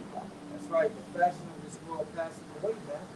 So we don't put our mind to this place to say, man, you know, we gather, you know, money and go to our jobs or whatnot, whatever brothers may do, and save. Okay, to get whatever necessities that you have to. And you're not wrong if you get a little bit of extra something if you have money. But overall, to say that you're going to have a life here and that you're going to have a white picket fence and a family and all of that, that's out the door, man. That's out the window. We're not looking forward for that, man. All right? All right? We're not looking forward for this, man. We're not looking forward for this place to even last that long, man. All right, we're looking for this thing to go out by next year, Lord willing. You know, Abarat that this place, all hell breaks loose, man. All right, you got, you got them already talking about government shutdown because they're almost about to reach their cap. Okay, yeah, spiking an alarming rate of pestilence, specifically in the state that we live in. Yeah. We got the CDC director saying, put those face protections on again, man. In preparation of this holiday coming up, not to spread this thing that's going around. It's Proverbs 11:4. Richest prophet not in the day of wrath, but righteousness delivereth from death. The righteousness of the perfect shall direct his way, but the wicked shall fall by his own wickedness. That's right, man. So richest prophet not in the day of the Lord, man. Okay, the things, the materialistic things that we have here, okay, we know that they're all temporary because there's already executive orders to take all your worldly possessions away from you, man. Perfect illustration of our lesson, swallowing. Yeah. Child being swallowed in clothing by a father. Boy, too.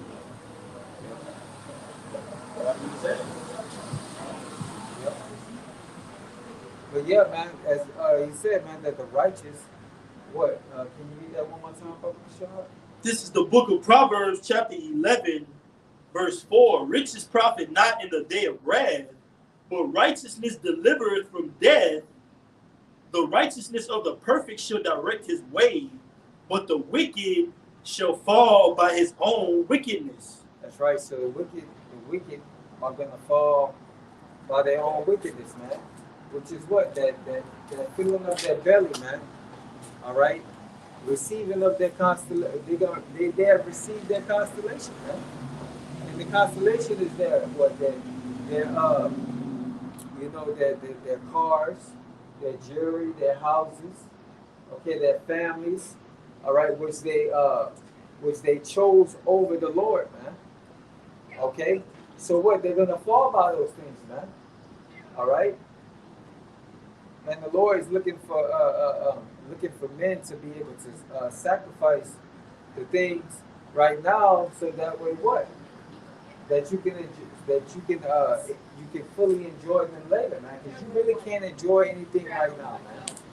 You can't enjoy your family. You can't enjoy your family. You can't enjoy food. You can't enjoy your own house. Your children. You can't even enjoy them without the government coming in and trying to tell them that they can choose whatever gender they want to be, okay, or to be a part of their system, a part of their school system. You have to jab them up with all kind of juice, and if you don't send them to school, then they'll send your ass to court, man. You know, they'll send you to court for not allowing your child to to go to school, man, because you don't want to jab them up with that juice, man. All right, which is completely wicked, man. All right. So that's why we look for a kingdom to come, man. We look for the establishment of the kingdom to come, so that way we don't have to deal with all of these different heartaches, man. These headaches of dealing with this society, man. All right. But yeah. Because that's the type of like that's basically the direction that Esau is going with the society. Draconian laws, measures, unrighteous decrees, taking away your right of ownership. You won't own your children, you won't own your house, whatever land that you may have right now, because you got like a lot of these preppers and whatnot. They always talk about, grow your own food, this, that, and the third. Grow your own crops. Well, guess what? Very soon, the direction that the elites are going with the society, which are Edomites, okay, you won't be able to own none of that stuff no more. Because all you preppers out there, you boast about how, you grow your own food, you have your own cattle, this, that, and the third. Okay, but what if Esau, the government, sends a small militia, okay, into your home, your property, to take over your stuff? What you gonna do then? Okay, now you're gonna need to defend yourself, but guess what you won't? Because Esau and his government is too technologically superior, okay, over all you purpose right there. And that's why, like the brothers were going into earlier. Okay, riches a profit not in the day of wrath, but ultimately his righteousness is going to save from death. And that's only coming to for the elect, who trust not in the things of this world. All right. Did he say shalom? I don't know. I wasn't paying attention to all that like that drive-by Israelite stuff. Shalom. I don't. I got one right here. This is Psalms 37 and 16. It says, "A little that a righteous man had is better than the riches of many wicked." That's right, man. So the little that a righteous man had is more than is more precious than what the abundance of a wicked man, man. That's right. All right, because what that wicked man ain't doing nothing with that money but doing wickedness. All right, and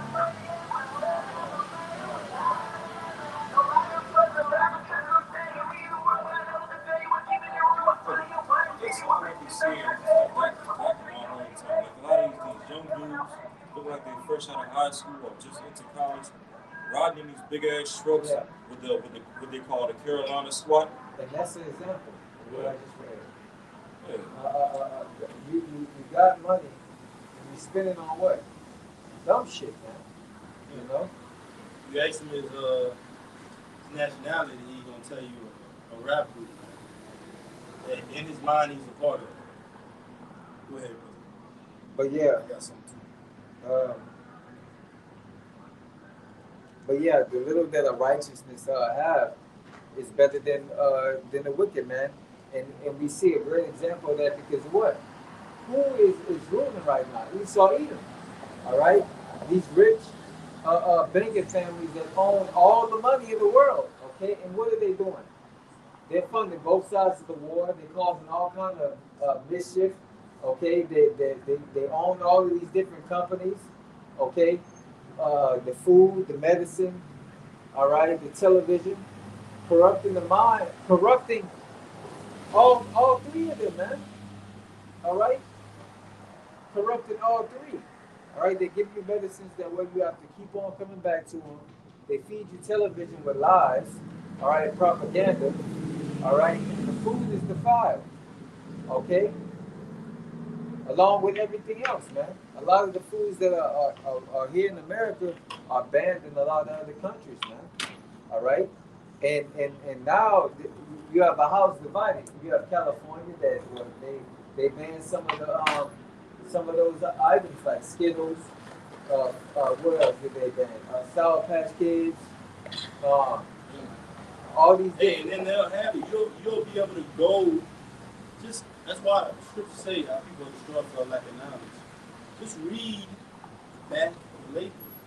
They'll have these warnings that say, hey, this is outlawed in the state of California, known to us for causing cancer.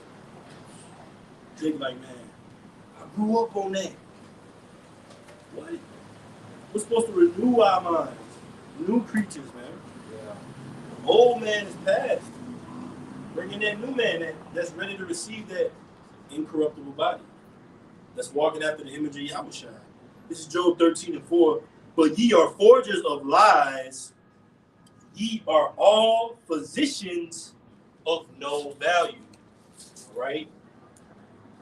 And this is another device of illustrating that precept in Job, man. This is of no value. How is this furthering you to be more connected with your power, the name of the Lord? All right. How is this giving you any dominion? This is no value, man. And as you can see, the people that are on it, look at them, man. Completely gone. That's an image of the people on here. That's kind of like what you illustrated about the movie Get Out, bro. That's how they look on there, bro. Completely gone, man. And before it gets to that, you got people that are literally like that, even though they're walking past us, they're literally like that, spiritually. They're gone. Just gone, man. We go another lineage. Nobody realizes how long it takes forever for it to dry, and then you have to reset the code. What was the last scripture? Job. I'm going to bring it out again. Job 13:4. But ye are forgers of lies, ye are all physicians of no value. Yep. Everything that Esau has forged from the time of the Renaissance up until now, here in 2023, it's all been based off of lies. Okay, lies, deceptions, lying on history, lying on science, pseudoscience. Okay, he pushes lies with his technology.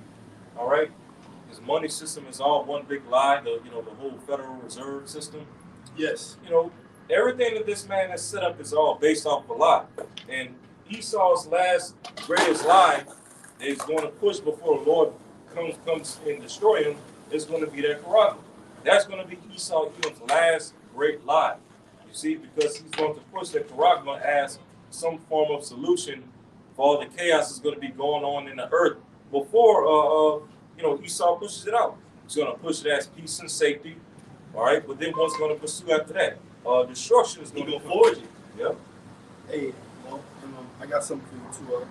This is the word forge from the online etymology. It says forge, to counterfeit, to forge, to shape, fashion, build, construct, to falsify. And as we read, it said, you are physicians of no value. Physician is like to what? A doctor. The word doctor means to falsify. So that's the works of this society. And this society is based off of purity, wickedness, witchcraft, wizardry, man. It says to construct, to frame, to build device.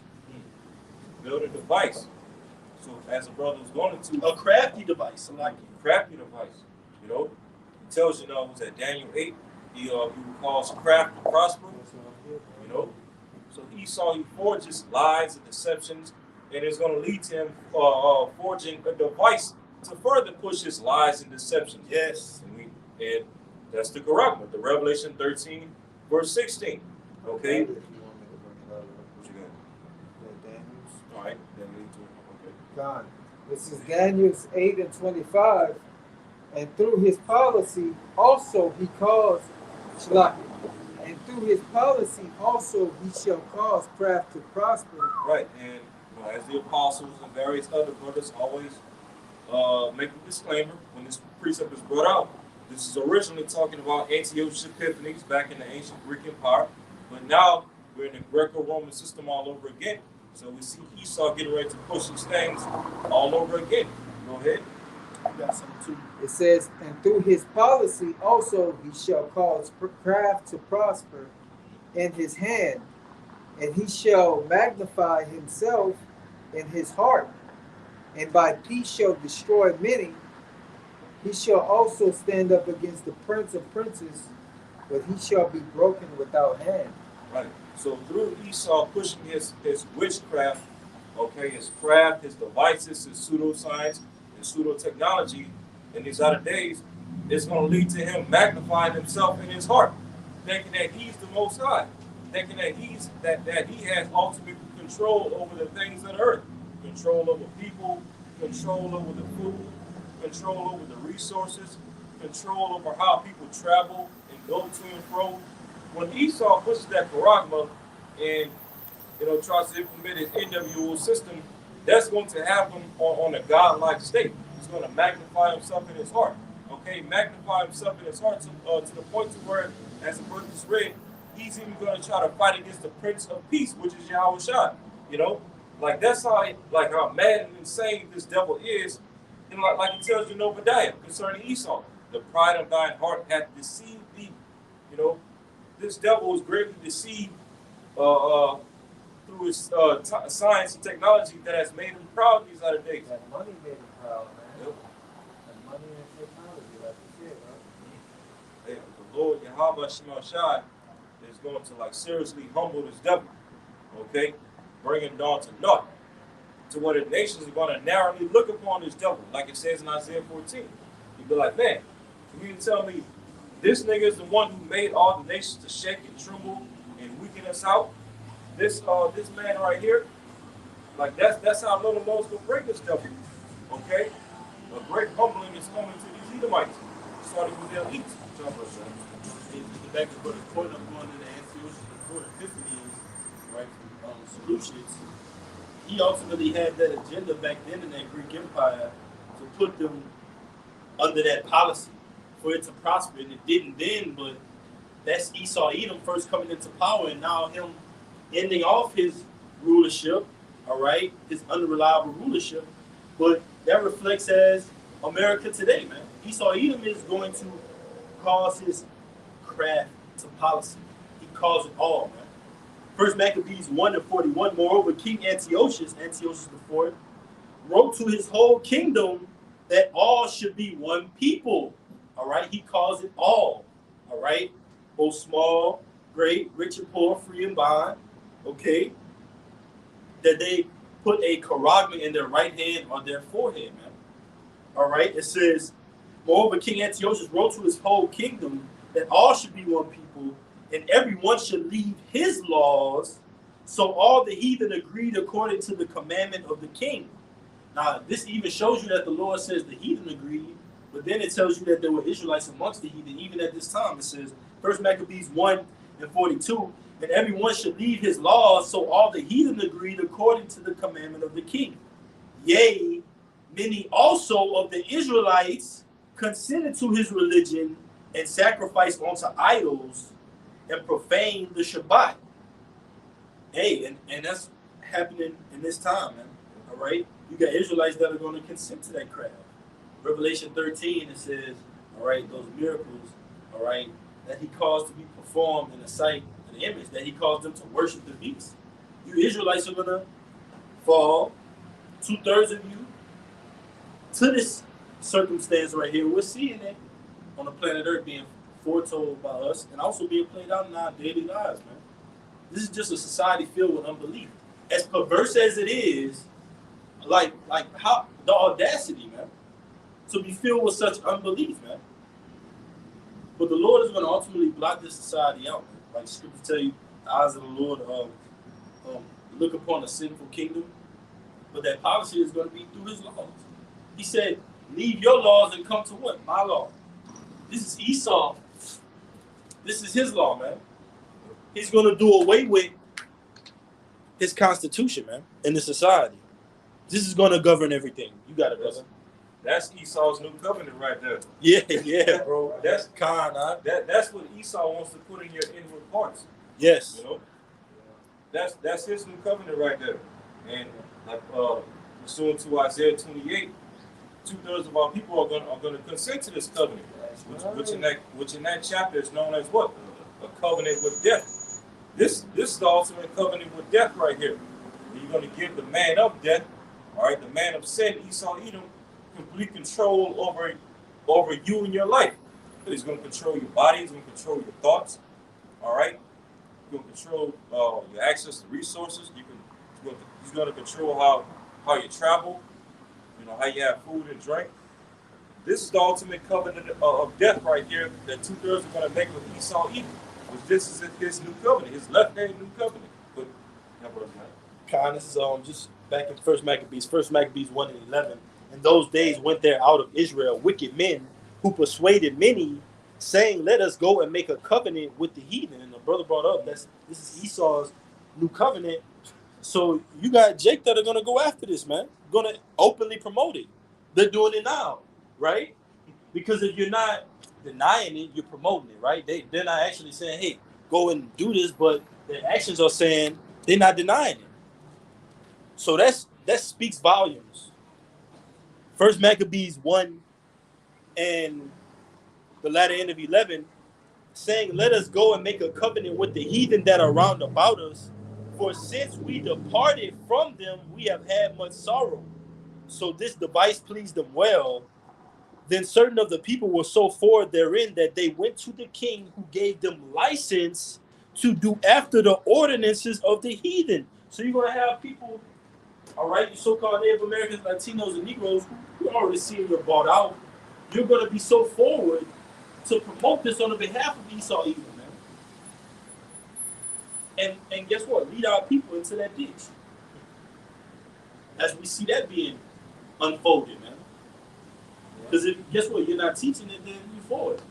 In this point in time, right? You're not teaching for righteousness according to the Bible, then you for wickedness. Yeah, we seen that. Yeah. We seen a lot of that when they first started the P, man. All right, you seen all these celebrities coming out talking about, I mean, all kind of celebrities coming out saying, "Get this, get the juice, get the juice, get the juice." Celebrities that you ain't seen in years. Yeah, they even got Morgan Freeman. Yeah. A Mike Jones effect, man. Coming back and being brought back through Esau's new covenant, man. Like the brother put it.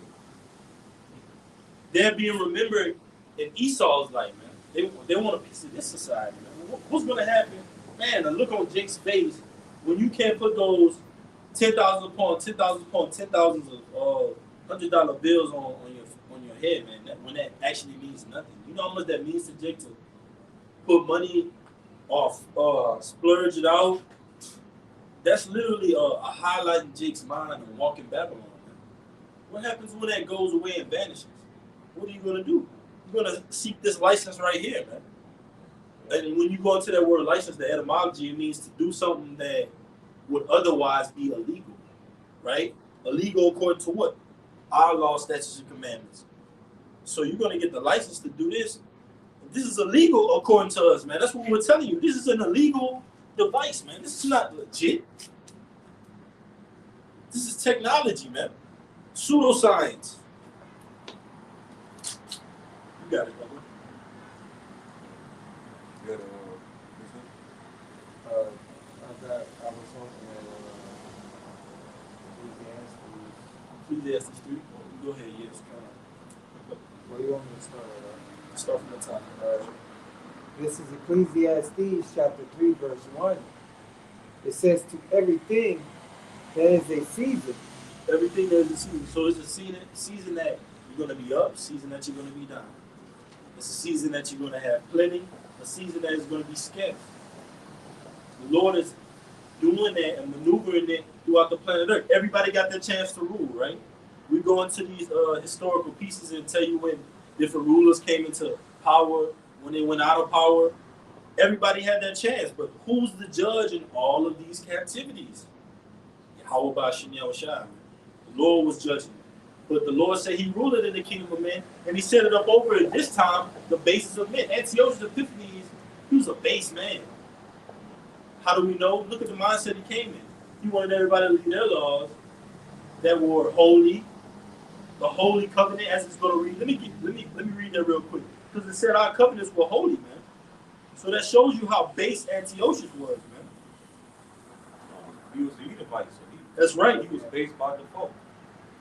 This is First Maccabees 1 and verse 13. Then certain of the people were so forward herein that they went to the king, who gave them license to do after the ordinances of the heathen, wherein they built a place of exercise at Jerusalem according to the customs of the heathen.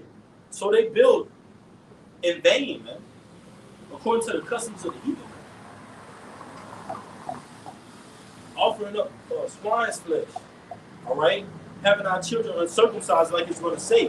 Verse 15, First Maccabees 1 and 15, and made themselves uncircumcised. And made themselves uncircumcised, man. We made ourselves Gentiles, man, under that Gentile mindset, going after the ways of the heathen, going after their image, their system, being base. Because without this word, what base, man? What nothing without this, man. This is what gives you, activates you, invigorates you, quickens you. First Maccabees 1 and 15, and made themselves uncircumcised and forsook the holy covenant. It says they forsook the holy covenant to go after Antiochus, who was saying, come to worship the laws of the heathen. My ways, my one world governing. And that's like it on to Esau, man. And you got Jakes that are selling out. All right? We're building onto the marriage, man. We're not buying into the system. Yahushua said, if my kingdom was of this world, then my servants will fight, that I should not be offered up into the hands of the Jews. Therefore is my kingdom not from hence. So now we're at the end of this thing where it's time to really fight and really, like they say, what? When you 4th and 1 or 4th and inches, you in the trenches, man. That's how we are right now. This is a spiritual battlefield, man. People are passing up and down. You have to be mindful of everything, man. All right?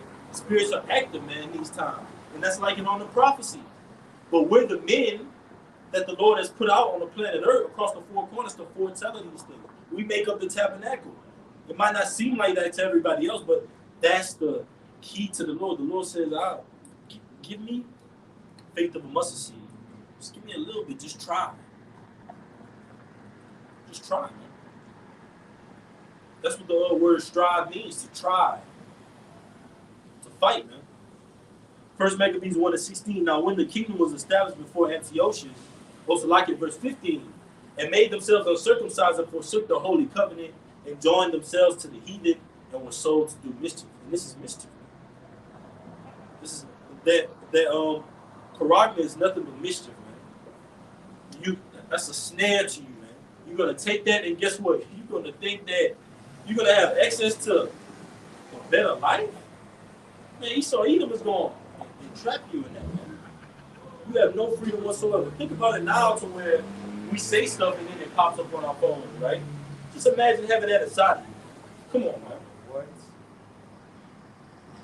You through, man. You got it, bro. God, this is Ecclesiastes chapter 3, verse 1 again. To everything there is a season and a time to every purpose under the heaven. A time to be born and a time to die. A time to be born, and that illustrates the point we made earlier, right? Being born. That's a cut to the virgin birth. There's a time for everything under the heaven. And I want to get that word season because I had it earlier. But Bashar, could you read that one more time out? That word season? It says, to everything there is a season and a time. A what?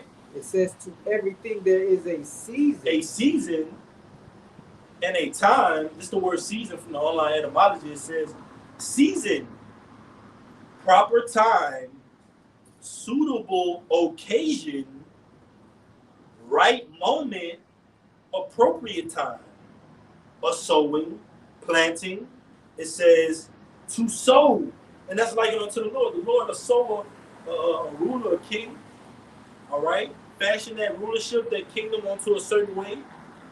All for his will, all for prophecy. And the Lord has done that. He's pulleth up one and pulleth down another. The Lord said, I have seen servants on horses and kings walking as servants upon the planet Earth. Roughly paraphrasing. That's like it on us. You got servants in rulership right now, man. But according to Deuteronomy, it says the curses are going to be upon our enemies now. Now the shoe's on the other foot. We just got to be prepared for it, all right, by keeping for good the house of the Lord, man. Keeping up the Lord's house until He come. Until I come, the Lord said, give attendance to sound doctrine. Part of the sound doctrine is teaching the Bible, and it's 144%. Volume of the book. Go ahead, Mamwa, you got some more. It says, you want me to read all the way down to Enoch? Yeah, just going in. You can start where you're going. It says, a time to be born and a time to die, a time to plant and a time to pluck up that which is planted. Right, and this is the latter end of the word season. It says the meaning, time of year when an animal is hunted or killed for food. It says the sense of period of time regularly devoted to a particular sport or amusement. Now those two, I brought that out because those are two different types of times. It says there's a time of year when an animal is hunted or killed for food, and there's another time for regularly devoted to a particular sport or amusement. That's a time for mourning, that time particular where animals are being killed, right, essentially. And you got the other time for amusement. That's like it unto the Lord, man. You got good times, bad times, good times, evil times, perilous times. But these times that we're coming into, the scriptures tell you that woe unto you that go into the house of joy, man, roughly paraphrasing, man. It's better to go to it's better to go into the house of mourning than to the house of mirth, man. We know that this book is filled with lamentations, mournings, and woes. That means we got to prophesy the downfall of this place in order to get some relief, in order to get peace. We're teaching the truth of the scriptures. We're not breaking any laws, all right? We're teaching the truth of the scriptures. So have we become your enemy because we tell you the truth? Yes, we know you're going to persecute us. But even in your persecution, we're going to get the win. You got it, brother. It says a time to kill and a time to heal. Time to kill, time to heal. And this is the time of the killing of the society and the healing of the children of Israel, the healing of the elect. And a part of that healing is coming back to these laws, statutes, and commandments. The name of the Lord and His Son's name. What is the name of thou can tell? The name of the Lord, all right? The description of the Lord according to the Bible, all right? Debunking and, like the scriptures say, our weapons are spiritual by taking these stumbling blocks, all right? Telling our people that, hey, the charagma isn't Sunday Sabbath, Sunday service, the embargo, white woman, and all these different theories on the planet Earth that people just, these groups have promoted, man. And ultimately, when it's full blown, just like the men of the Lord are made manifest, right? You're going to have the wickedness made manifest. Like in Scooby-Doo, the mask of the wicked is going to be pulled off, so you're going to know who's promoting this charagma. Just like when that time came when the Jews came, right? We knew who supported the Jews at that time, right? Just like we knew who didn't take it. We knew who supported it, man. You got it, brother.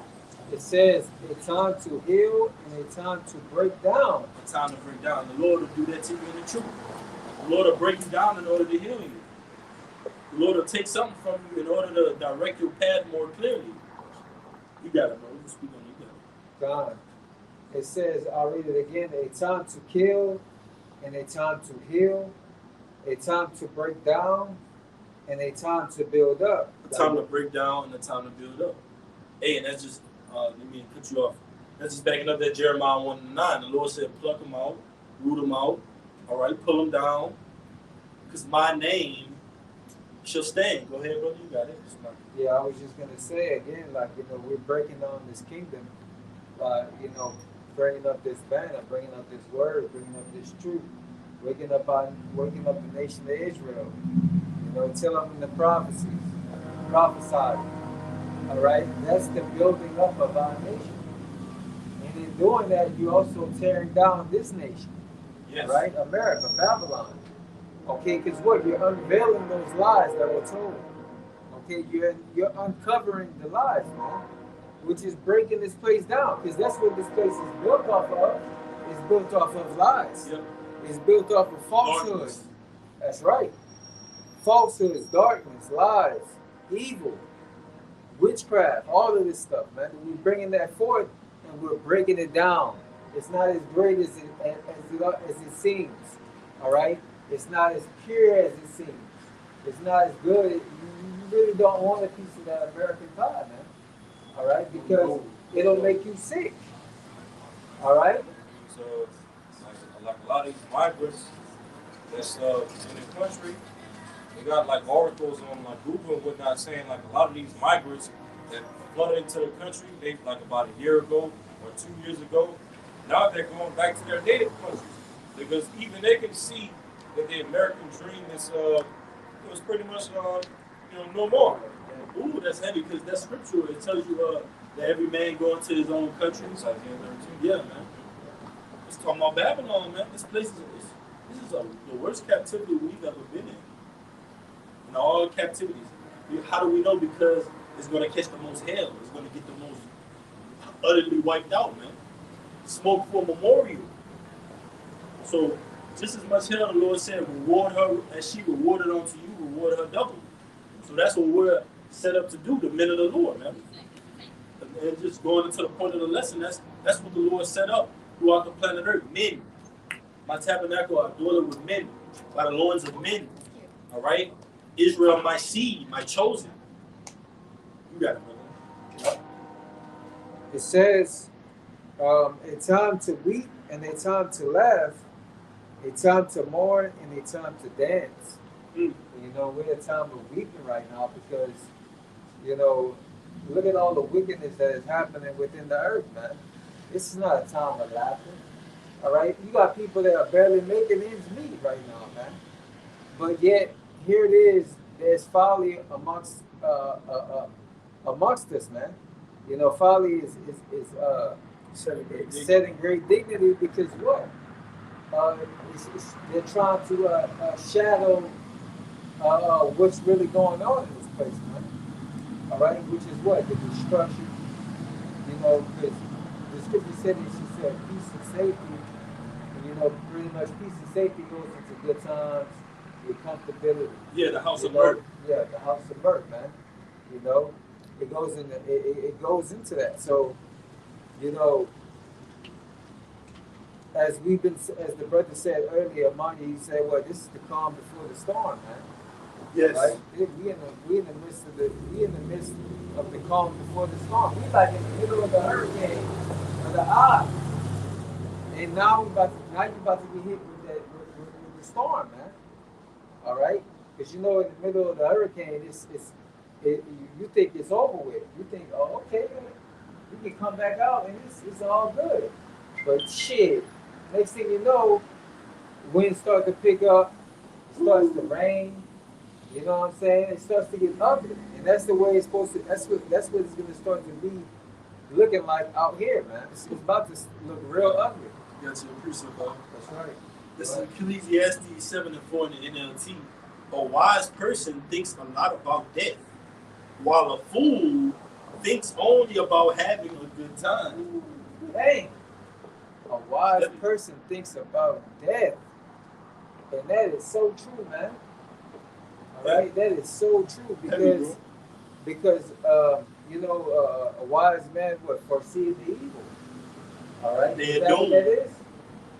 Yeah, the wise man foresees the evil, man. He sees that death coming down the road, man. He sees that storm, man. Yeah. Everybody playing in the puddle. Everybody playing in the puddles outside in the rain after it just rained. All right, but we see we foresee, we see ahead, man. We see that storm is coming back, man. All right, we see that the worst part of the storm is coming. All right, and we're ready in ourselves in our mind, man. All right. So yeah, man.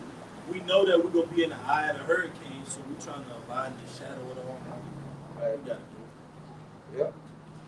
And it says, a time to cast away stones and a time to gather stones together. That's right. And ooh, that's heavy. You got it.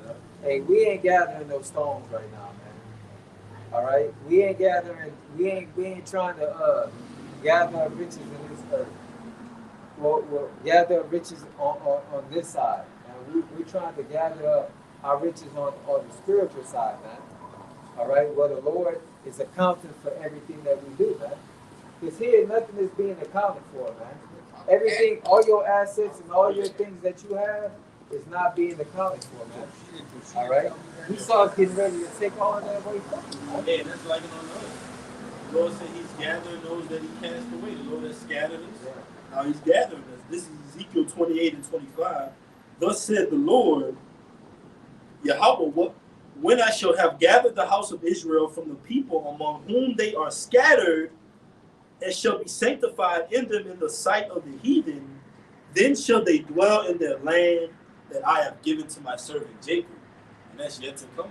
That's a prophecy that's going to come to pass very soon.